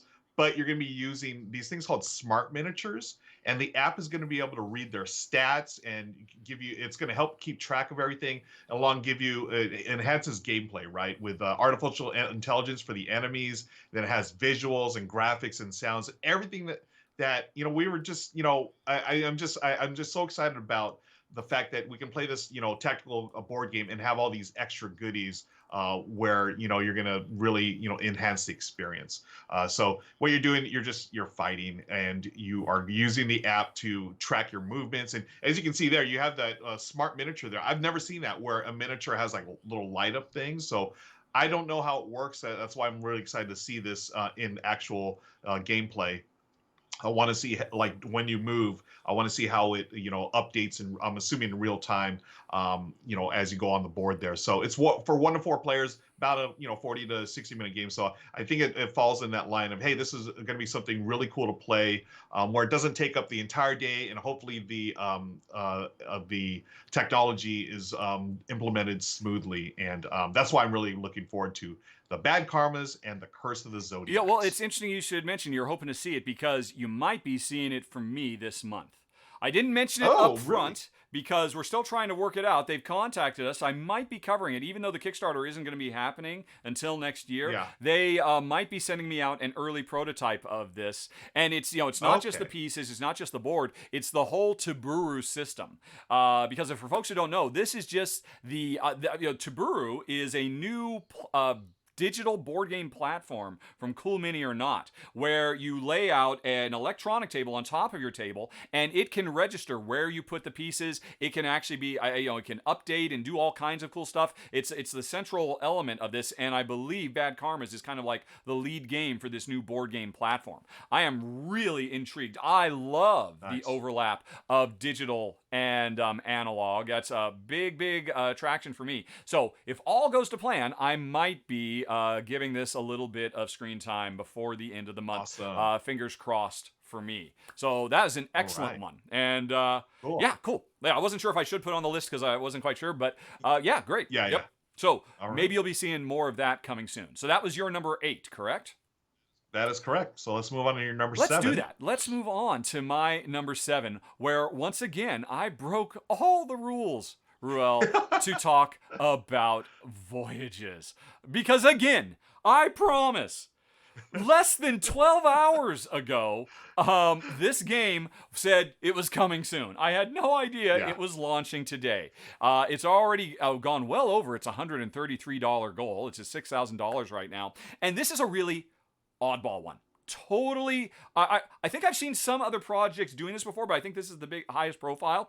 This is a download only board game. It's a roll and write, and it looks really, really cool. Let me talk about the gameplay first before I talk about anything else. You've got your sheet of paper. You're trying to travel around, a map full of islands and treasure and all that stuff. Every round, you roll 3 dice. One of the dice you choose determines what way the wind is blowing. One chooses how far your ship can move in that direction, and you must move exactly that many steps. And one unlocks, it's kind of like almost a little crossword puzzle thing that you're trying to get other upgrades for your ship and whatnot. So every round you're going to have to make a tough choice about where do I want to go, what upgrades do I want to get as I run around trying to complete objectives on this unique little map.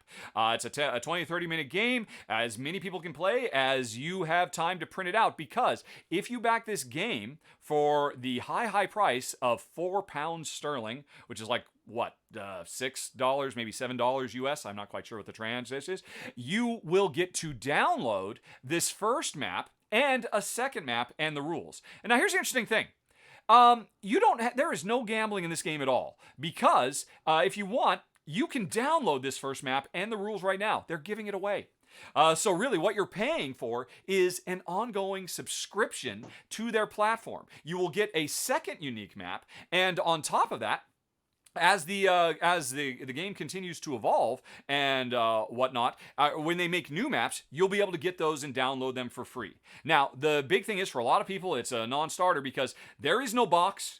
There is no collection of dice. There's no little pins that are going to dry out. This is just, you print this out yourself. You use dice. We all have dice. This is a game that is the ultimate in trying to provide players with a really fun and evolving experience, because, hey, if you buy in, we'll just keep giving you more stuff. You're not stuck with what came in the box. We can expand this game as time goes on.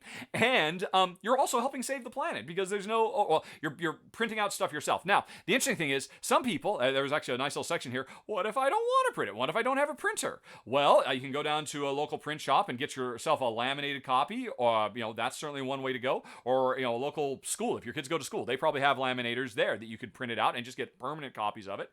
They also suggest these little apps that you can use on, on a web browser or on an app, and what do you call it? A tablet that basically lets you draw on pictures. And honestly, I didn't know Sketch.io or this iPad and Notes app existed. I could see a lot of use for that kind of stuff in the future. So, anybody can play this. And I mean, right now you can play it for free. What you're really paying for when you put your money in is, future expansions, and also, excellent value for money, but also, most importantly, supporting independent game design and sustainable distribution models. That's what really pulled me into this. I love this. I mean, it's really interesting. In the RPG space on Kickstarter, oh my God, there are so many billions of RPGs that are constantly being released. And it is very, very common for them to be released as, what do you call them? As, digital PDF downloads, and nobody thinks twice about it. But in the board game industry, it's kind of, unheard of. I really love this idea, and I hope it succeeds, and it shows publishers, look, there is another way that you could do this, and there are advantages to going this way. So I really doff my cap to the publishers, and I'm glad to see that, it's only been live for like a couple of hours, and it's already pulled in $6,000. So I think that means there are a lot of people out there who really appreciate what they're doing. I certainly do. I was excited about it yesterday when I heard about it for the first time, after I spent 2+ hours looking through everything, and I said, oh my gosh, this looks amazing. If I'd looked a little bit longer, I would have seen it was launching today, because it's live right now if you want to check out my number 7, Voyages. Yeah, so just to continue on that, I'm so excited about it as well that I actually backed this. Did you? Oh, so you had no idea I was going to put this on here? I had no idea. And the conversion rate, I think for US, it was about $6. And, they made a great point in their Kickstarter campaign. There are two things that it changes. You don't have to worry about manufacturing or distribution. Mm-hmm. Right? Because everyone's going to have that file. You just print it yourself, or you put it on your iPad. You could draw on the iPad these days with that Notes app, or you go to the local shop. Or what I'm going to do, I'll probably just print out here at home. And then we have a laminator, because my wife, Michelle, she's a teacher. And as you know, most teachers have laminators. That's the thing. What I was saying. Exactly. Yeah. Very, very handy. Yeah. Yeah, so I'm really excited about it. I love Roland Wrights, and this one it looks like a good one. By the way, one of the designers, I don't know if he's the lead designer or partner, Matthew Dunstan. He also has a Twitch channel as well. I've seen him on Twitch before, and he will just go live and talk about his design process. He goes deep as he's designing games. Yes. Yeah, it's really cool. Yeah, so. Great choice. All right, well, thank you. Except, again, I totally broke the rules. And the reason I keep saying I'm breaking the rules, folks, in case you don't know, Ruel does another bi-weekly Kickstarter show called Good Looking Kickstarters. That he's two-timing on me with Becca Scott, but that's okay, because I really enjoy the show. And that show generally focuses on stuff that's live right now. And so we all kind of agreed that, hey, when Ruel does stuff with me, we'll do stuff that's coming in the future. So that's why we focus on upcoming Kickstarter games. And I kind of blew it this morning. I'll be better next time, I promise. But anyway, that was my number 7, Voyages. What's your number 6? My number 6 is something that should be familiar to a lot of viewers here. My number 6 is Marvel Zombies, a Zombicide game. And I mean, come on. It takes two amazing franchises, the Zombicide franchise and the Marvel Universe, mashes them up. If you don't know, Marvel Zombies, so not only, it was recently on the What If show that's on Disney Plus. What if, you know, the Avengers were zombies, right? And that was actually based on a comic book series years ago called Marvel Zombies. I think that's the name of it. But basically, it's the Avengers, they're zombies. Oh boy, look out what's going to happen. And you're going to be playing as those heroes in this. There's not much information yet, but I mean, look at the just one picture. There. That's it. That's all we get. That's all you need. That's all you need, you know. And I love Zombicide. It's been a perennial favorite with myself and my fellow gamers. Not everything hits. I mean, I like the one that went in the fantasy one. I think it was Green Horde. That one was really good. So was Black Plague. Some of the mall stuff I was like, okay, pretty standard. But this one I'm excited about because I mean, it's got Marvel zombies. I want to play as Zombie Captain America. Come on. So do you think players will play as the zombies? I think so, or I think because I know, like in the comic books, well, there are some heroes who have not been bitten, some that are and I would assume we're gonna play. I mean, I'm just basing this. It looks like like Spider-Man and Doctor Strange are still good, but Captain America, Captain Marvel, and Hulk have gone bad. I bet you we're still playing. Maybe you're right. Maybe I just saw that. I got so excited. I want to be Captain America zombie, but yeah, maybe you're right. That's probably the way you do it, but who knows? I mean, there's not much information yet, but you know, it's from CMON. Come on, it's going to be a big hit. It's going to be a monster hit. Do you think this is going to? It's going to be a monster. It's going to be a zombie hit. Do you think it's going to cross what? How high is it going to go? Definitely will go over a million. Probably will go over 2 million. You think it'll cross 3? I'm thinking at least 3 or 4. Yeah. 3 or 4 million. I can't argue with that. I think it. I mean, this might be one of the biggest board game Kickstarters ever. I wouldn't be surprised if it eclipses. What are the big ones? Frosthaven and Frosthaven, Gloomhaven. Yeah. Again, it's going to be a huge hit. I'm looking forward to it just because I'm a Marvel fan, as y'all know. So that is my number 6, Marvel Zombies, a Zombicide game. That's again, folks. Ruel seems to be all about the miniatures today. Not that I want to shame him. There's nothing wrong with that. I mean, at the end of the day, we are playing these things to have fun. What's wrong with upping the toy factor, or turning the toy factor to to the nth degree? Right. And I kid, I rib. I'm not immune to a pretty looking game either, which is my number 5, Heroes of Might and Magic 3. I played the bejesus out of Heroes and Might and Magic 1 and 2. And while I never actually played 3, as I understand it was more of the same. These are originally computer video games which are all about you being a brave knight, traveling the countryside, looting all kinds of stuff, picking up things left, right, and center, and building up an army that will help you fight off all the monsters of the land. And that sounds like perfect subject matter to turn into a board game. And the interesting thing is, this is not the first time we've gotten a Heroes of Might and Magic board game. I covered one over half a decade ago, and it was it did a pretty good job of capturing the core magic of the kind of the obsessive. Oh, I just got one more turn. I'll get more stuff. I'll fight. But it was way long, and I mean, and the thing is, it really completely stripped out all of the particulars about the tactical battles. Now, there is very little information. Pretty much, there's just a web page with showing some very pretty art on cards and some really nice looking miniatures, and then saying, hey, sign up. And again, there'll be a link for it down in the show notes if you want to sign up for, get notified when this goes live. So I don't know anything about it, but again, both my wife and I have such a deep, deep abiding love. I can still hear the horses clip clop, clip clop, clip clop sound as they move around the world. It's just like embraced in my, burned in my brain. So I am always excited about the idea of bringing something I have such a strong feeling of nostalgia for. And yeah, in terms of video games, I mean, Heroes of Might and Magic, that's a very, very high watermark for me. So that is my number 5. Yeah, none of us are immune to the toy factor. I mean, it's just yes. Yeah, that's I stuff. wanted to think I was better than you, but I'm not. I would also like a bunch of toys to play with, please. Please. Nice number 5. Yeah, Heroes of Might and Magic. So let's move on to my number 4. Let me update this here. It is my number 4. Okay.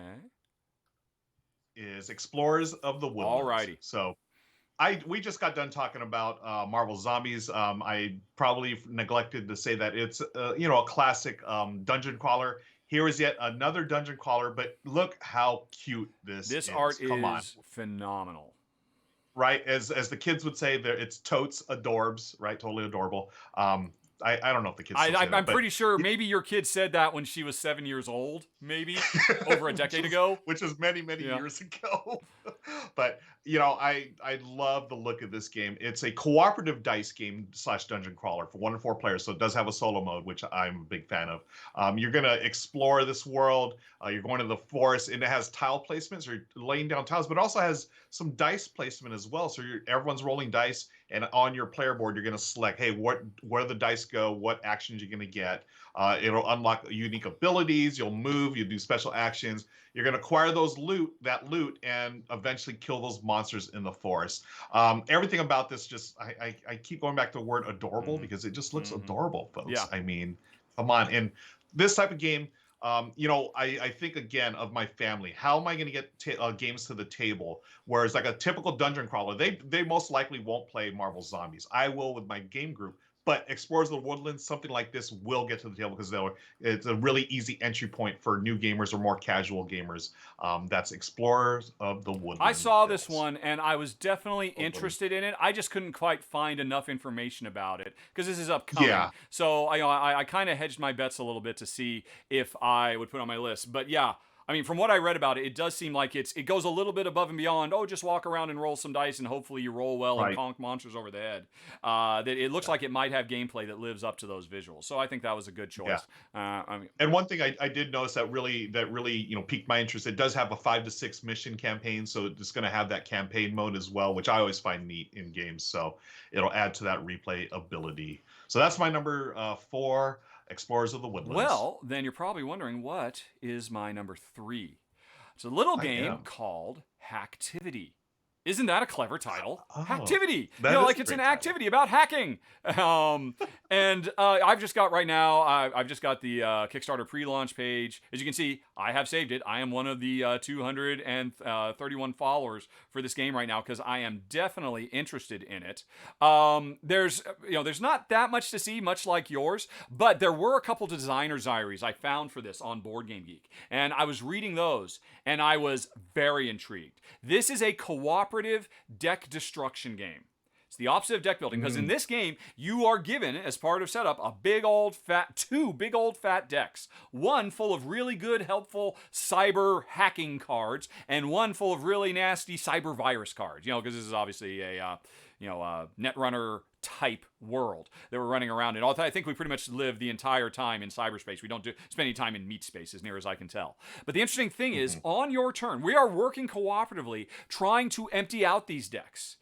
We have this deck, and we need to kill everything bad in it and get rid of it. So we're not building a deck up over time. We're narrowing it down and winnowing it down. But the thing is, at the beginning of your turn, you've got these 2 decks you draw from. You draw 3 cards, and it's your choice. You could draw 3 good cards from the good deck, or 3 bad cards from the bad deck. If you think like, okay, I'm really strong right now, I'm doing fine, let's just go all heavy, all bad. Oh my god, why did I do that? Or I'm really weak, I better stay away from that. Or you know what, I'll take 2 goods and 1 bad. I really like that idea. That as a core idea sounds very, very cool. And the fact that we're all working cooperatively towards this, like, oh, this is a terrible idea, but hopefully you've got something that will help me out. Again, I can't tell much about what you're going to do. There's only been 2 designer diaries that have come so far, but I've definitely subscribed. I'm going to be reading more about this. But I love that core idea. It kind of reminds me of a very popular game from last year called Paleo, where you were going through a single deck and you were finding good and bad stuff in that deck. You were never quite sure what you were going to get. You were kind of pushing your luck. How deep into the deck am I going to go? Here, you have a lot more control. I just love that core idea. I'm almost dead, but we're out of time. I'm going to draw 3 bad cards, and I hope you can save me. I can imagine those kinds of really cool, exciting moments might be the norm in my number 3, Hacktivity. Nice. Love All it. right. Yeah, love that. Love the theme, and yeah, that I think that's really interesting, and we'll see. Hopefully, we'll get some more information soon, because that does sound like something Yep. that would be my jam as Yep. well. So that's your number 3, Hacktivity. Let's move on to my number Let's do 2, that. which is, I mean, we're going to stay in space. For my number 2 is Last Resort. This, I saw the name of it, Last Resort. I don't know if this will fly with you, but that band Papa Roach, there was a song called Last Resort. I have no idea what you're I don't talking know if you about. remember. Yeah, I mean, it's not like a classic album like Abbey Road from the Beatles, but I mean, it was a song that was popular in the 90s. But anyways, all that aside, Last Resort, you are in space. The theme just got me. You are a proud owner of a defunct space station, and you want to turn it into a trendy space resort. So you're taking this old thing and making it new. And I just imagine in my head, hey, we're gonna, put in a casino. We're gonna throw in, space bucks at it and see what happens. At its heart, it's a card drafting game, and you're going to be playing different cards to try to attract tourists to your place, right? And there's 4 different things that you're trying to compete with your fellow space station owners. You want to lead the categories of thrills, entertainment, relaxation, and inspiration, which are 4 things I think of when I go to a space resort, right? So you're going to generate income, and you're going to buy new tiles, lay those out. Rockets with tourists will show up, and your job is to entertain them and allow them a good time at your last resort out there in space. I thought it was just funny. It really grabbed me for some reason. Again, look at the graphics that they have. Yep. Isn't that cute? Yep. Yeah. And actually, here's the thing. This game was actually on Kickstarter earlier this year. It took me a little bit to find, but I was trying to go to the original Kickstarter page because I knew they had attract videos and stuff like that. But unfortunately, it's a funny track video. There we go. Finally, show me the game. Folks, when you're making Kickstarter attract videos, don't make the viewers wait 3 minutes until you show the game. The game is your strong suit. Nobody wants your comedy and stuff. People want to see the game. They want to know about the game. That's why they're here. Tell them that. Sorry. Just went on a little mini rant there, but it didn't fund on its first one. But the developers have vowed they're coming back. So I actually thought about this one quite a bit. I really like the look of it. It's got a very, very interesting overall vibe because every round you're going to play a multi-use card. That multi-use card tells you 3 things: what new types of tourists can come to your space hotel, what current tourists or what accommodations that currently have tourists in, you're going to kick them out of, and then a third thing that I don't remember. So you're going to have a tough choice every round trying to balance, okay, well, I need this type of one, but I need to get these other people out of the berths, and I want to get that one emptied out, but that card, which will clear them out, will not bring in the new types of tourists I want. So it looks like it has a very, very clever central mechanism. It looks like it has really great production. I watched a couple of very, very nice videos. Lizzie, congratulations. You had a really nice job on covering it. So yeah, I was really interested as well. I'm not quite sure why it failed to succeed, but as is often the case, and we've seen this enough times, they make the first attempt. It doesn't quite catch fire, but they get a lot of good, valuable feedback from the audience saying, well, here's what we would need to do, what you need to do to get us to back it. So I am excited to see it come back stronger than ever before. Okay. Nice. That's good to know. I did not know any of the background of that. That's good to know. And hopefully they've readjusted and they're ready for a successful launch this time around. So that was your number 2, was it not? Yeah, let's see the number 1 on the folks, list. you've made it this far. There have been a few missteps along the way. Sorry about that. We're doing our best. We're doing our best, folks. Oh, you're doing fantastic. Thank you very much. Fantastic. My number 1, Ruel, is a game, again, there's not much known about it. It's Pierre. Really, I mean, right now there's one picture of the box art. There's almost no description of the gameplay. And I mean, I mentioned before that in cases like this, I on some of them I kind of held back. I'm not sure, and I'm glad you mentioned like the Woodlands one. I mean, more information, publishers, please get your potential audience excited. Don't wait until the last second. Start building an audience now. But anyway, so Pierre, kind of guilty of the same thing. So why did I put it on my list? 2 things. Publisher, R&R Games. R&R Games is on fire. They are really on top of their game. This year, they've produced several really good games. I really think they've got a good ear for games. They make good choices about what they decide to publish. So the R&R label, no coincidence, no relation to the current show. It's not like they're slipping anything under the table. Although, really, we should totally get them as a sponsor for this show. Why has that not happened? Like that's like the ultimate sponsorship. Why has that not happened? Perfect. That is tailor-made. Indeed. Oh, yeah. This week R&R brought to you by R&R. We totally have to make that happen. But anyway, sorry. No, that never even occurred to me. But R&R aside, that's one thing. More importantly, though, are the designers. Rolla and Costa.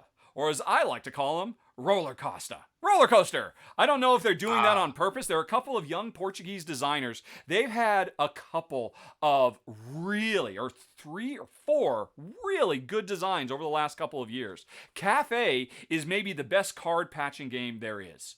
It is certainly one of the best. Mixing and matching card patching with engine building. You can watch my run through of it. I think it made my top 10 of the year it came out. More recently, they put out Yinsi from Spielworks, if I recall correctly, which is a really big, heavy economic simulation about pre-industrial China and the silver trade. It looked, Ming Dynasty, if I recall correctly. You can watch my video of that. I covered that. Six Castles was a really bonkers, one of the most quirky tile layers I've ever played. You can watch my run through about that. So I've been a fan of Rolla and Costa, and this looks like their biggest game to date. I expect good things. Them working with R&R. What is the game itself? It is it's an economic simulation about champagne, about the champagne. And actually, the most interesting thing that was on Board Game Geek I could read was actually a little bit of history about how champagne came into being, because it turns out it was a mistake. And at first they thought, what have we made? But then it kind of caught on. The bubbles weren't a bug, they were a feature. And so I love the attention to history that came across there. And I expect, from what I've seen of Roland Costa before and from R&R Games, this will be a very, very good game about growing the grapes and harvesting the grapes. And, we've seen other games doing this, but if there's one thing about Rolla and Costa, their brains work differently. None of their games, and I've played 4 of their games now, I believe, do anything in a standard milieu. So this will not feel like one of the others, like, your viticultures or your vinoses. I suspect this will be very fresh and different, and I am very, very excited about it, which is why it's my number 1 Dom Pierre. Phew. Wow. All right. That looks fantastic. Yes. And I love the R&R tie-in. That's just perfect. Yeah. We have to make that happen. R&R, wherever you are, I'm sending thoughts out to you now. But that's it, folks. We have done another show. Hopefully you found something of interest amongst all that stuff. And most importantly, if you would like to win a copy of Free at Last, which, even if you're not going, even if you didn't spot the secret phrase Abbey Road whenever it was said, if you just go check out that game anyway. It's a shining example of what our industry is so well situated to do. And the more successful it is, the more other developers will be encouraged and inspired to bring us more really interesting, fun games that are also at the same time, they enrich our soul as much as they tickle our gray matter. And so very, very excited about that. So if you know what game that one of us said Abbey Road in, email to contest@rahdo.com, name that game in the subject header. And otherwise, I think job done. Am I right? Can you think of anything else? Yeah, we did it again. We've done it fantastic. Again. And you know what? After we log off here, I'm going to go listen to some Abbey Road. Okay, yes. And that, we were not talking about a game there, so that wasn't the entry, folks. It was during the top 10. Nice try. You were trying to trick the people. Okay, folks. Yes. Well, thank you, as always, Ruel, for being the best co-host in the industry.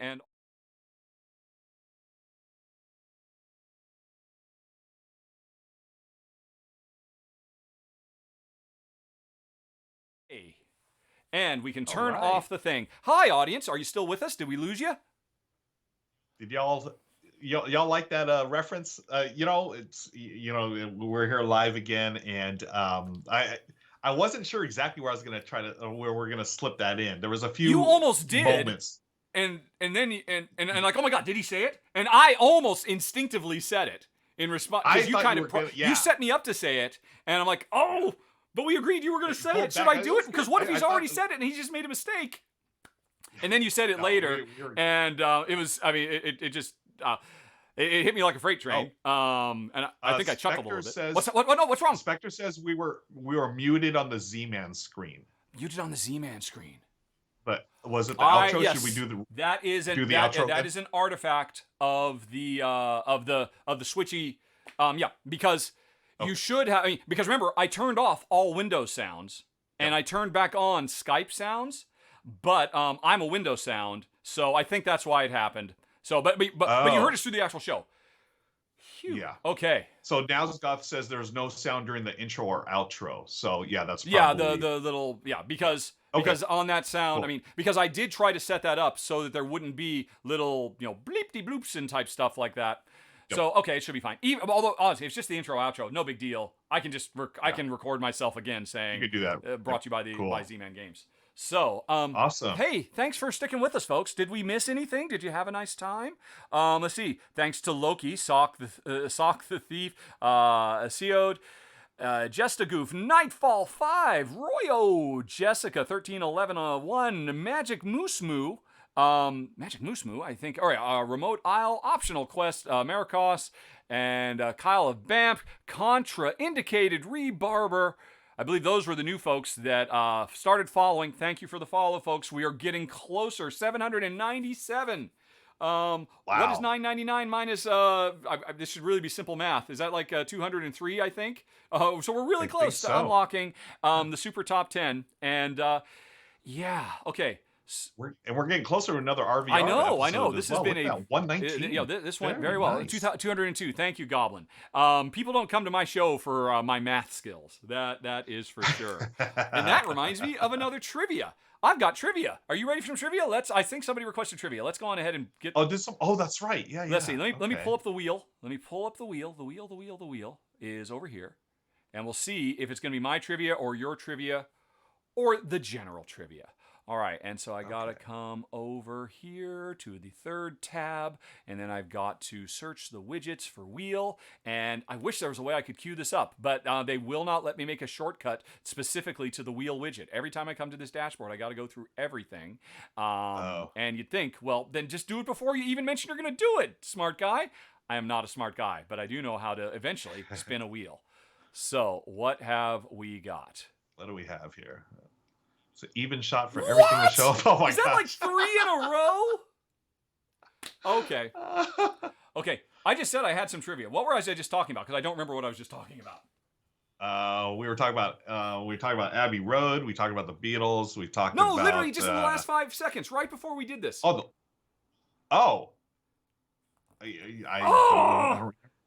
was tech stuff. We were talking about tech stuff, folks.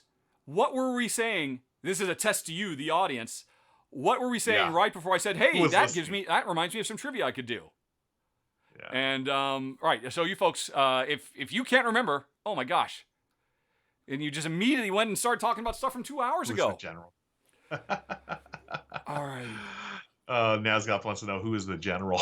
I don't know who the general is. Oh man. Oh my gosh. This is driving me nuts. This is driving me absolutely insane. What were we just talking about? Yeah, I literally don't remember what you were talking about. Whoever the Wheels pick should that's a brilliant idea, Duck. I can totally do that. I like right. That. So next time you see that wheel, I will be off the list. Right. So we were talking about sound stuff. Oh, that's driving me nuts. Thanks, Naomi. Because it was perfect. It was definitely interesting, but I can't think of it now. So, drat. Nobody? Sorry, nobody? For this post show. Okay. All right. Some other trivia for me. No one's listening to us. I don't think they are. Yes, Duck of Death's cat distracted them. Each other. Naomi's just come out of a daze. There's something about sound. I don't know. Yeah. And it's Twitch, so nobody can just rewind. Of course. Let's see here. Oh, that's right. All right, okay, other trivia for me. Pick a time in my life, Ruel. Pick an age range, a 10-year or decade, and I'll try to think of something interesting from that decade. How about your early 20s? My early 20s, my early mid-20s. Okay, this is a simple one. Hey, Ruel, why do you think my wife's nickname for me is Duck? I don't know why. Well, we met on the University of Washington campus in German 102. We'd both taken German in high school, and so we just come completely randomly. It was fate that we crossed paths. But at first, we were just friends. I at that point, I was still doing my kind of Rahdo persona because in high school, I was a very shy, quiet, withdrawn kid. Wore the hoodie up, listened to Beatles nonstop, memorized every word of Abbey Road as it happens. That is not, I'm not talking about a game right now. The main show is over. And, but I had to develop this stage persona because I was kind of forced into the public light and I became a very popular kid overnight. When I went to college, I was like, oh, I guess I'll just keep doing the stage persona. And for like the first month, I did it in every class I went to, and I realized, oh, I don't have to do this anymore. I can go back to being the real me. Quiet, shy, withdrawn, hoodie up, and avoiding eye contact. But in that first month, I happened to sit next to Jen in German 102, and she kind of fell in love with that. So I didn't know at the time, but she thought, oh, I think I'm going to date this guy.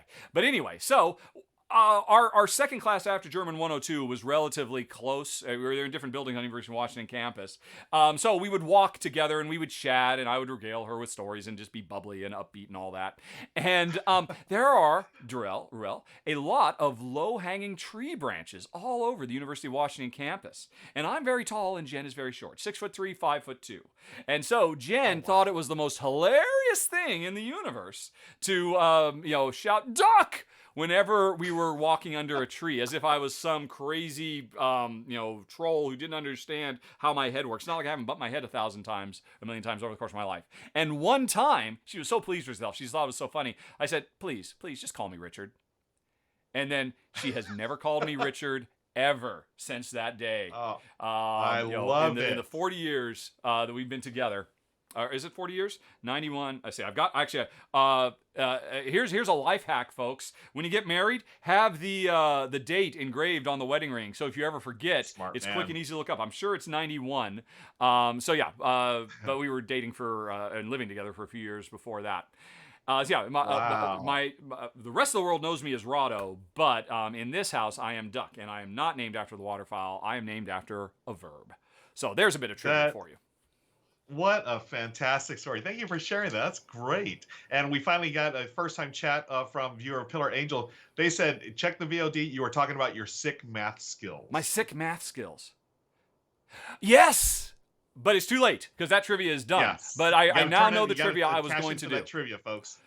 But I'm coming off the wheel, so it's going to have to be somebody else. Well, I mean, I think there's 3 of you, 3 of me, and 3 of the general. So we'll start doing it next time. I'll come off the wheel. That was brilliant. Whoever said that, was it a Duck of Death, I think? Duck of Death. Yeah, good call, sir. Good call. Well done. All right. So that was some Trivial Pursuits. Do we have anything else to cash in? We have so much work to do, and we have 8 minutes left. We have another argument. We have another Ruel Ranks. We have a top 3, and we have our first ever request for a this or that. Now, here's the thing. A this or a that, I think, requires a lot of audience participation. You know what this or that is? There's websites devoted to this. It's just like rapid fire, chocolate or peanut butter, Star Wars or Star Trek, Luke or Han, whatever. Just really, and people just have to go boom, boom, boom, boom, boom, no explanation. It's just that kind of thing. Yeah. I really enjoy them. The Dice Tower used to do them all the time at the end of their live streams, and they stopped eventually. Okay. I'm like, well, why do you stop? I think that's so awesome. And I thought, well, I'm going to bring it back. But I think, right now, everybody is at work. Oh, wait, no. Okay. All right, folks, you understand what this is. We will spend, I don't know. I didn't think of putting a timer. I'm going to start a timer. We're going to give you 3 minutes of this or that. 3 minutes. Start throwing this or that's at us. Ruel, cake or death? Cake or death? Come on, cake. Yes, I think so. That's an easy one. Let's see. I am going to quickly pull up a this or that so we can throw some at each other. Throw one at me. What are they coming at? Purple or green? Green. How about you? Ooh, I say purple. Okay. Next, cake or pie? Ooh, nice one, Duck. Pie. Yep. Yeah, definitely a pie man. Okay. Kabuki, Indiana Jones or Han Solo? Han Solo. Oh, this is tough. Come on. I love them both. I got to go Han Solo. Whoa, I did not expect that after the conversation the other week. Really? Okay. Oh, this is for you. I've not been to either of these places. Malta or England? England. Ooh. Yes. Sorry, Gordon and everybody else. David, yeah. Okay. Oh, Duck of Death asks, coffee or tea? For me, it's tea. Neither. That's I right. ascribe I used to to the be Ted Lasso school of tea appreciation. Game Freak Geek Girl, thanks for joining us, Monique. Good to see you here. Fidelia asks, ice cream or pudding? Oh, ice cream. Is there any... What pudding did you ever meet that was as good as the worst ice cream in your life? Yeah. Ice cream, Yeah. definitely. Wookiee or Ewok? Ooh. I gotta go with Wookiee. I'm going to say Come on, Ewok. And I could fight about that, I think. I do. Ewoks are cuter Yes. for sure. But Wookiees, come on, they can rip your arms out of your Yes, sockets. that's a good one. You got yeah, summer or winter? Winter. Oh, why am I shrinking on the screen? Oh no, are you shrinking on the screen? Is that happening? Has that it's incredible the shrinking bug returned? You have? Oh look, you're a wee little mini like Ruel. what happened to Oh, Shay, that's right? adorable. That shouldn't be happening. So what is happening is Skype is sending a lower resolution of you because the internet is getting kind of choppy. Now okay, keep throwing them at it. I'm going to actually try and fix this because in theory, somebody told me there was a filter I could apply to you that would fix this, but it hasn't. So keep up premium. Goblin asks summer or winter? Winter. I'm going definitely summer. I'm more of a summer person. Chewy or crispy? Ooh, good one. Crispy. I like the crisp. Give me the crisp. No, thank you, Game Freak Geek Girl. JM Normus says pizza or sandwich. Oh, okay. Now this is tough. I love them both. Pizza or sandwich. I got to go with the hot food pizza. Too much variety. Sandwich just gives you more. You can do. You can have a hot sandwich. Of course, you can have cold pizza too. Yeah, right. I lived on cold pizza in college. Hawkstone asks, for me, this is easy. Simpsons or Family Guy? I'm a Simpsons. Yeah, totally Simpsons. Yep. Yeah. Milo, Eagles or Journey? Ooh. For classic rock. Why is this happening? Eagles or Journey? Oh my gosh. Journey. I'd probably go. Yeah, I'm leaning towards Journey as well. Super Salad, Monique asks, Game Freak Geek Girl. I am a soup guy. Super soup guy, not a salad type person. All right, I'll also have to manually change it. I wonder why that happened. Oh, okay, thanks. Fidelius, fantasy or sci-fi? Sci-fi for me. Probably sci-fi. But my heart, I wanted to say fantasy. But sci-fi is just more reliable. Okay. Duck and Jeff, regular Ruel or mini Ruel? I don't know about that. Mini Ruel was adorable. Thank you, little mini Wookiee Ruel. We went from Wookiee Ruel to Ewok Ruel is what just happened, basically. Oh, good one from Zaniel. Lacerda or Turchi? Oh, man, don't make me do that. I know both of these guys IRL. Oh. I'm sorry, Dave. If somebody said, I got a new game for you, I'd probably play Vitals before I'd play a new game from you. But I would want to play both of them. That was mean. Agreed. Who said that? Yeah, that was Zaniel. Yeah, I'm in the same boat. Kabuki, Mad Hatter or Cheshire Cat? Hey, now I'm getting big, Ruel. What's I mean, it's because you've reset to your original resolution. And the filter that is supposed to keep you on screen correctly is not working. Although, apparently, you're in a middle resolution. So, yeah. Oh. But anyway, what was it? I forgot where we were. Oh, it was Mad Catter or Cheshire Cat? Cheshire Cat. Yeah, Cheshire Cat, sure. Much Cheshire Cat. Sweet or savory? I'm more of a savory guy. Sweet, totally. I've got the ultimate sweet tooth. Oh, man, I am such a sugar addict. I mean, you just got to keep it out of the house. If sugar's in my house, I cannot think about anything except for that. Okay, speaking of sugar, brownies or cookies? I'm a cookie guy. Yeah, okay, I'll go cookie. Just got variety. I mean, brownies are kind of one note. I mean, you can do cool stuff with brownies, but you can do everything with cookies. Cookies are classic, yeah. Thank you, Milo. Game Freak Geek Girl, onigiri or takoyaki? That's for you. I have no idea what either of those are. I am an onigiri guy. So onigiri is like a rice ball, but inside the rice is maybe salmon or tuna or something wrapped up in seaweed. And then takoyaki is more of like a dessert. It looks like a fish. It's almost like a waffle with things inside. If you're a sweet guy, the takoyaki. I think as previously established, I'll take the takoyaki and you can have the onigiri. Yeah. The sweet and savory guys. Einstein or Newton? I've never had to. Wow, what an interesting one. Who said that? Yeah. Goblin 981. That's a really good one. Einstein or Newton? Wow. I mean, would we have Einstein without Newton? I'm going to go OG Newton. That's what I was thinking too. Yeah, we'll go Newton. Nazgoth says, Ruel, Iron Maiden or Judas Priest? Oh, Iron Maiden all the way. I am an old school Iron Maiden fan. Yes. Yep, yeah, that one's totally for you. Yes. Yeah, Judas Priest is fine too.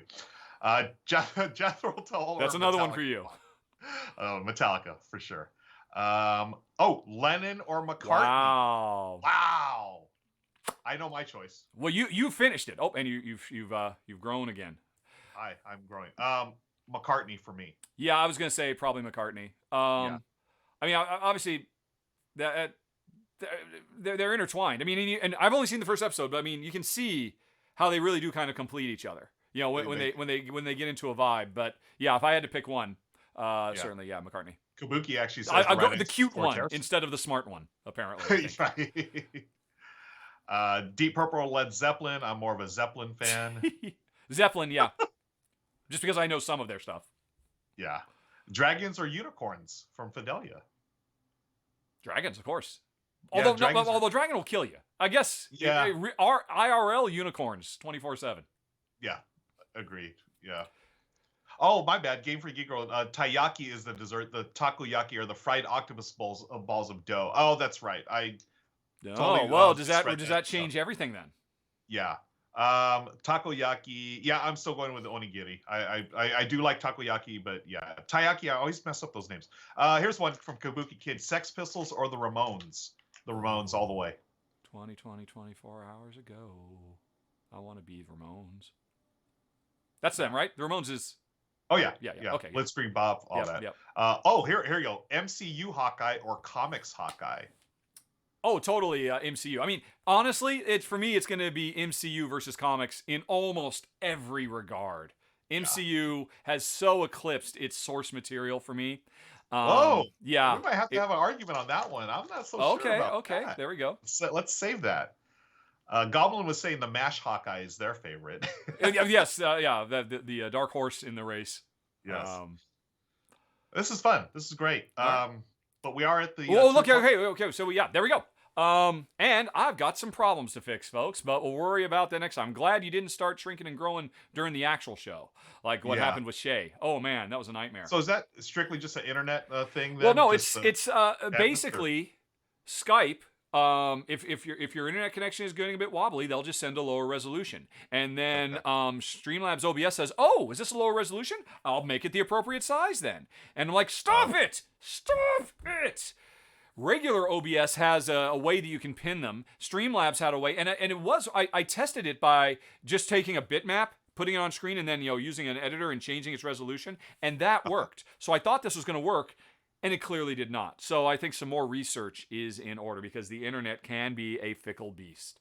Thank you for the last bid ones, but we're done, folks. We are out of here. Save those for the next this or that because I'm really excited that happened. I've been wanting to do one for a while. I thought it was fun. I don't know if it was fun for you folks, but it was certainly fun for me. Let's see. And I'm going to mark that this or that from Milo WG as complete. And I think that means the show is complete too, folks. Right. Oh, you got anything to say in closing? No, that was a lot of fun. We had almost too much fun at the beginning because we didn't start the show till almost an hour. I know, yeah. Yep. No Q&A. No time for Q&A this week. Oh, well. Yeah. Next time. Yep. Next time for sure. Presto. Okay, then. It's time to raid somebody. Let's see if there's anybody in the hizzy. Knights Around the Table is up. I like... all right, so yes. Oh, it looks like he's playing Patchwork with Cheryl, his wife. Oh my gosh, they're playing the Christmas Patchwork too, I think. Oh, Christmas Patchwork. Anyway, okay. Folks, Ryan is awesome. Are we going to raid? I was going to say, do you want to raid him or do you want to try something new? There's other people we could raid. Oh, I already hit the button. Oh, you already hit the button. Okay, cool. We're on our way. Okay, next time I won't be quite so quick. But folks, definitely raid. Say hi to Ryan. If you stick all the way through it, you'll get 300 more channel points to buy more cool interactive stuff. But thanks for watching, everybody. Talk to you later. So long. Bye-bye. Bye. I hit the button. The button. Did it go? Rainy. And are we good? See, actually, it just occurred to me, I can hit this, and it should tell me if it happens. Okay, Ryan is literally wearing a Santa Claus beard, and Cheryl has reindeer. That was worth going to, I think. Yeah. Yep. They put in the extra work there. Definitely. That is hilarious. Okay. Cool. It looks like. Yep. Okay. Yep. Jeez Louise, he just went full screen. Oh my god! And that's not just a paper thing. That's like a full-on fluffy beard. I don't know what that's. It's like made out of foam or something. What is that? I thought cotton first, but no, it's like foam or something. Oh my! Yes. Well, I'm glad we shared that with the world. And I stopped. I didn't hit record, so we're ending the stream now. Just in case there's somebody who showed up in the last 5 seconds. Catch you next week. Bye. Bye.